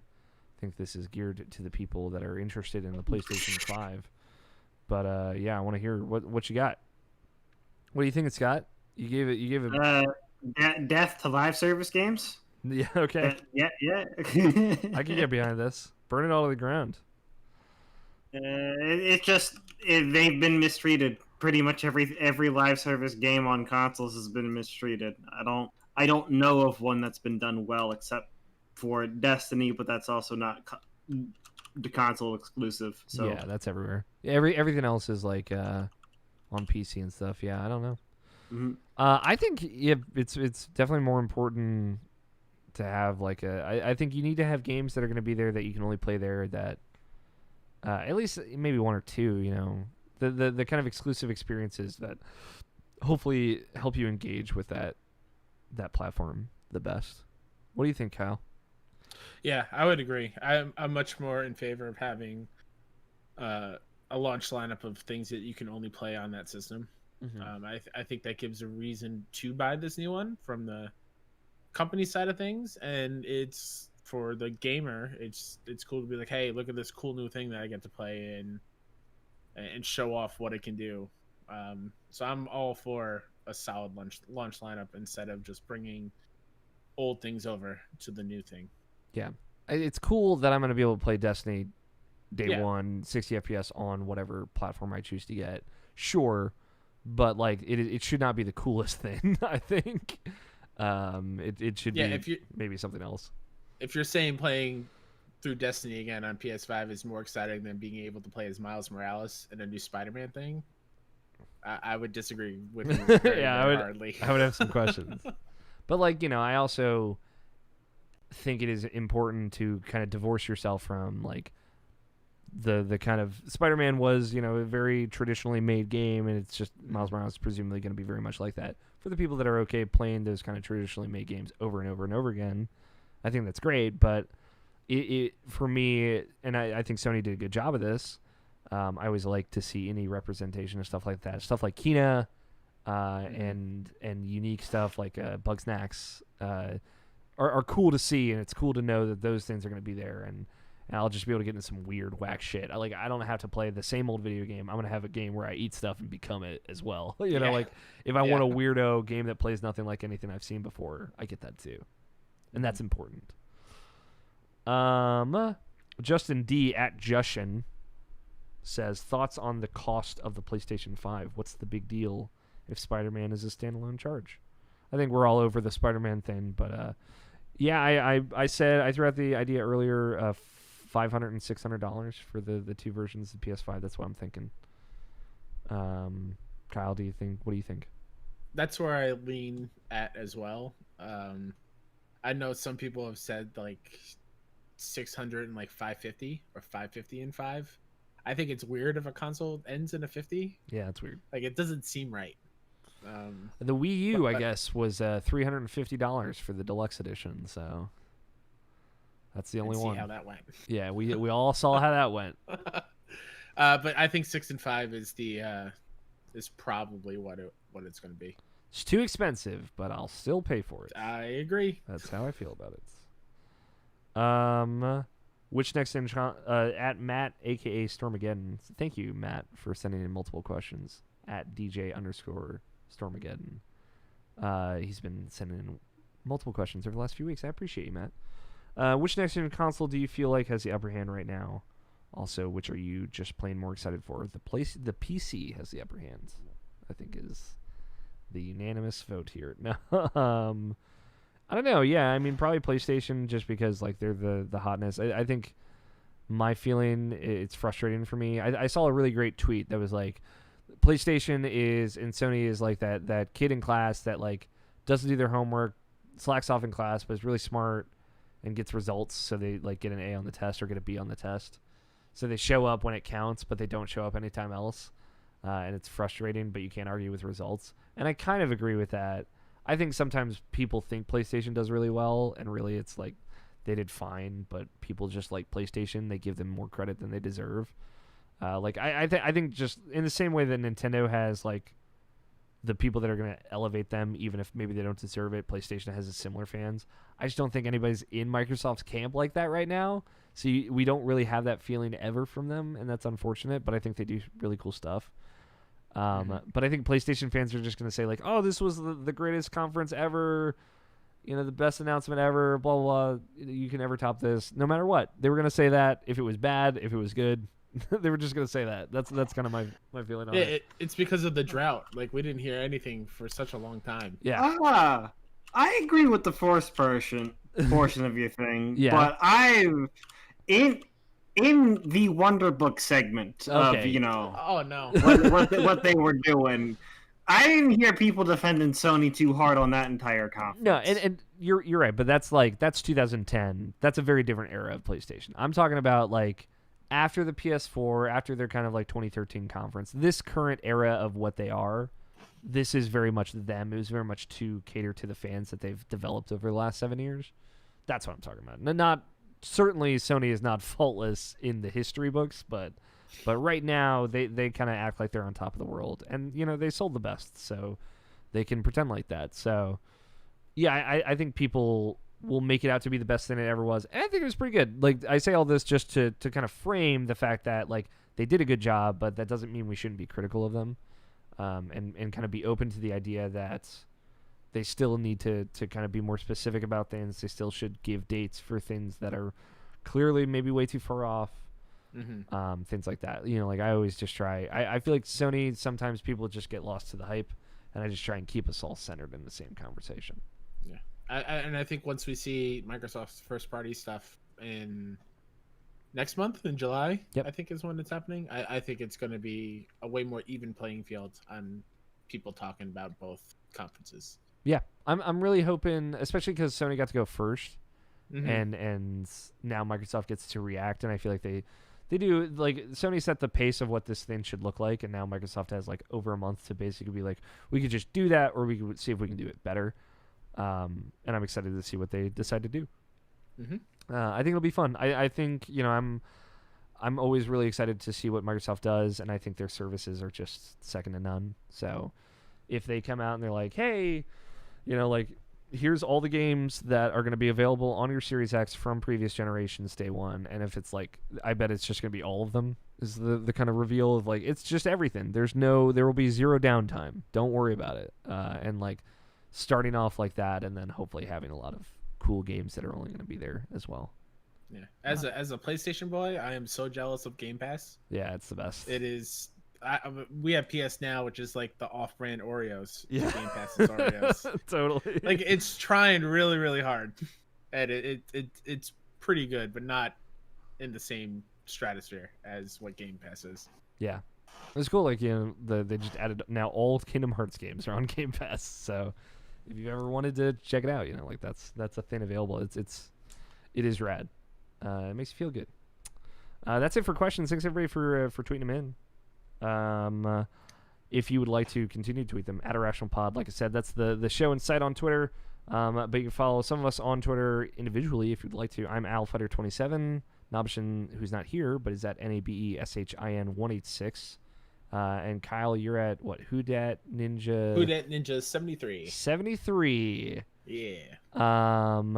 Kyle, for folks out there who one more time want to check out what you're doing, what's the best way to find you?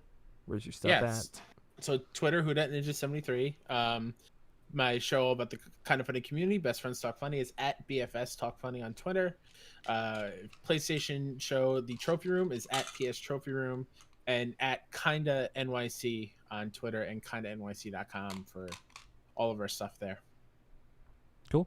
Definitely check out Kyle. I was on an episode of Best Friends Talk Funny. Yeah. That was a lot of fun. I try to be as open, honest, had a good time. I feel like we had a very good conversation. Absolutely, yeah. That's what I expected. That's what I want. And I hope you had fun with us tonight. Course, yeah. Last couple of things, just real quick for housekeeping. If you want to see the video version of this show or other video stuff like our streams, like our reactions to the PlayStation reveals and stuff like that, see me freak out when Demon's Souls was announced. Twitch, YouTube, just look for Irrational Passions. YouTube's where all that stuff should be. If you like the show, rate and review us wherever you listen to it, whether it's Apple Podcasts, Spotify, or whatevers. And for everything else, irrationalpassions.com is the place to be. We've reached the end of the show, gentlemen, which means it's time for bets. This week's bets. I wanted to have a simple bet, and I don't know if any of this is going to make sense to you, Kyle, but just go with it. It'll be fine. I got it. I want to have a simple bet. I know reviews are already out for Last of Us, so I thought I'm curious, single-player game, only single-player, no multiplayer in this version in Last of Us Part 2. How many Twitch viewers will Last of Us 2 have this time next week? It releases on Friday. We will obviously be recording presumably on Saturday. I have an idea for kind of where Kyle's point is going to go. And I'm excited to kind of unveil that to you all in a little bit. But first, we have to make our bets. Nobishin's not here, but I'll see if I can get his bet later on. Kyle, you want to kick us off with how many Twitch viewers this time, so Saturday next week, do you think The Last of Us Part 2 will have? Wow. So not people who are playing it, but people watching. Twitch viewers, yeah. Whew. I feel like it's going to be a lot, man. Yeah. Also, a lot of people probably trolling to throw spoilers in chats just for that sole reason. Totally. But also people who are maybe hesitant on the game or don't want to support it. Fair. They want to see what it's all about. I'm going to say 500,000. Wow. Holy fuck. That's I'm going to say that's way too many. Yeah, you're not even anyway. Close. Hell yeah. You know what? Shoot for the fucking stars. Hell yeah, of course. When for reference, when League of Legends LCS and all that stuff is on, which is like the highest viewer count Twitch experiences on a normal basis, it's only 430K. Oh, okay. Right now, Escape from Tarkov has drops going, so hella people have it like a stream up even if they aren't watching it. It's number one and has 230K viewers. Yeah. Do you want to stick with my guns? Okay. All right. Hey, you know what? I love that. Yeah, no. At this point, he can't. No. At this point, he can't change it. Once you throw out the number, no takebacks. Yeah. No, I'm gonna stick with it. No takebacks. I like it. Okay. No, I the boldness. The best part is how this is gonna play out at the end. Okay, I'm gonna say, I will say 96,000, which is a lot. Tony? I'm going with 0. Oh, you fucker. He fucking scooped you, dude. Sorry, I'll go. Since Scott took my number, I guess I'll go 40,000. Cool. You should have just threw shade on the whole thing and went 1. But too late now. $1, Bob. No, I like it. Tony's playing to win. Okay. So I said 96,000. Scott said 0, which is very funny. Tony said 500K. 40,000. Kyle said 500,000. Last week's bet, and then I'm going to kind of explain how that's going to play out. We just redid the bet from 2 weeks ago. Again, how many new, never-before-seen games will we see at the PlayStation conference on Thursday? I said 5. Scott said 3. Nobshin said 12. Tony said 2. Jared said 3. They were over 12. It was a lot. So Nobshin ended up winning that. So this is important for the end. So Kyle, you are. We all have our own betting teams, right? So I have my team, and Jarrett from the editorial staff. Anytime he's on, he also bets for me. Nobshin is, or not Jarrett. I think I have either Jarrett or Quinn. Nobshin has his own editor and his own team. Scott has his own team. Tony has his own team, etc. So right now I have 3 points. Nobshin has 7 points, in the lead again. Tony, sorry. Last week he took it. Not even here for a final word. Scott has 2 points. Tony has 6 points. Coming up close though. So I'm gonna roll this D4, this little pyramid die. I've been watching a lot of Critical Role. Still, Tony, by the way, I'm in campaign too. Yeah. I didn't stop. I'm gonna roll this D4. Basically, so Nobshin is gonna be 1 because he's in first. Scott's gonna be 4 because he's in fourth, right, etc. Whatever number it falls on, Kyle, that's what team you're gonna be representing. How's that sound? Okay. It's 3. So that goes to me. Yes. There you go. Um, For reference, Alex, I looked it up. God of War. Yeah. When it was released, yeah. at its peak, 300,000 viewers on Twitch. Damn. I'm not that far off. I really Just hope. saying. Listen, the bold bets have like broken ground before. Tony said some wild shit and then been right. So like, really anything is fucking possible. We're all just having fun here. Yeah. That's the end of the show. Thank you all so much for hanging out, for watching, for listening. Thanks, Kyle, for coming on this journey with us. Thanks for having me. I hope it was an honor. It was all the magic that it was hyped up to be by people who don't actually know. It was that and then some. That's good to hear. Thank you, Nobshin, wherever you are. He jumped in the chat for a little bit to say hi. We love you. Wherever he was helping his cousin move today, so that's why you couldn't join us. But thank you, Tony. Thank you, Scott, for joining me as always. Love you, boys. Big hugs all the way around. Thanks, Danny Wiesner, for opening music of 2-Player Co-op and our closing music of The World is Saved. I've been Alex O'Neill. Play your games. Stay rational. We will talk to you all next week. So here at the end, we normally do a thing where we pick the title for the show.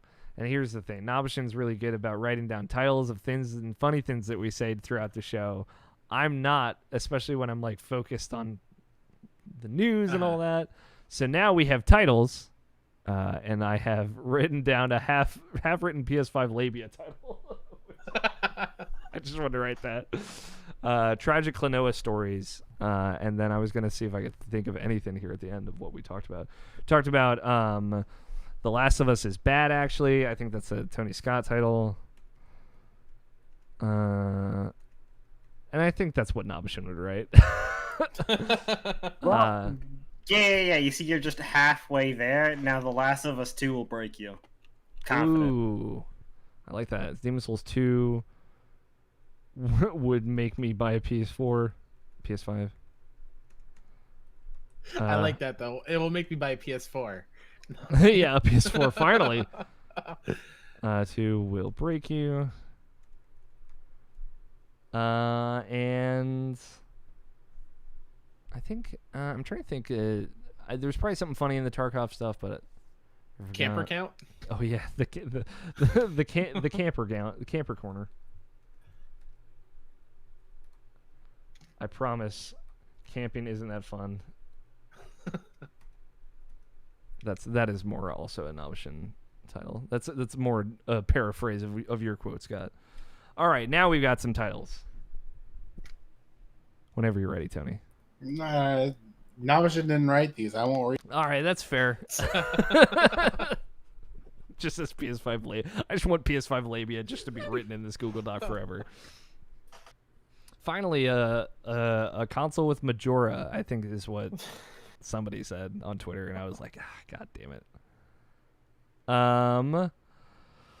What do you like, Kyle? What would you want the title of this podcast to be? Keep in mind, this is just going to go up on the RSS feed. It's not going to be what's on the website.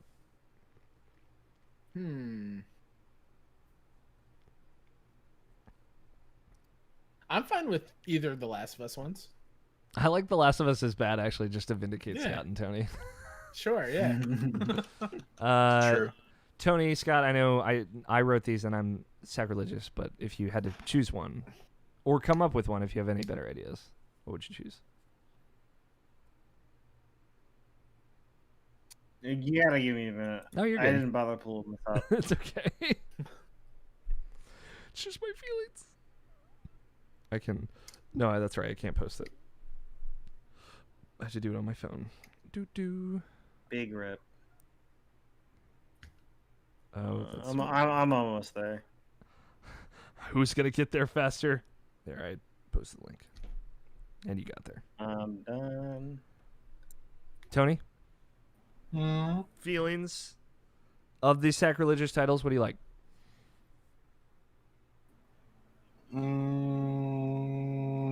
No comment. Okay. I'll take that as The Last of Us is bad, actually. I'll take this. Yeah, now my opinion doesn't matter. Because Tony I promise camping isn't that fun. I actually like that one too. I'll give it to the Scott title. I promise camping isn't that fun. Was a good one. Was good for me. Kyle, I'm gonna write a little phrase here for you to read, and then Scott, do you think you can say the title? I could. Thank you.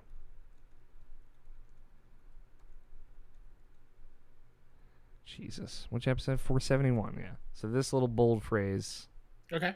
Whenever you're ready, and then Scott will say the title, and then we will be all good to go. You're listening to the Irrational Passions Podcast, episode 471. I promise. Camping isn't that fun. Pew pew. That's it. That's the show. Thanks everybody so much for watching. Have a good one. Bye-bye.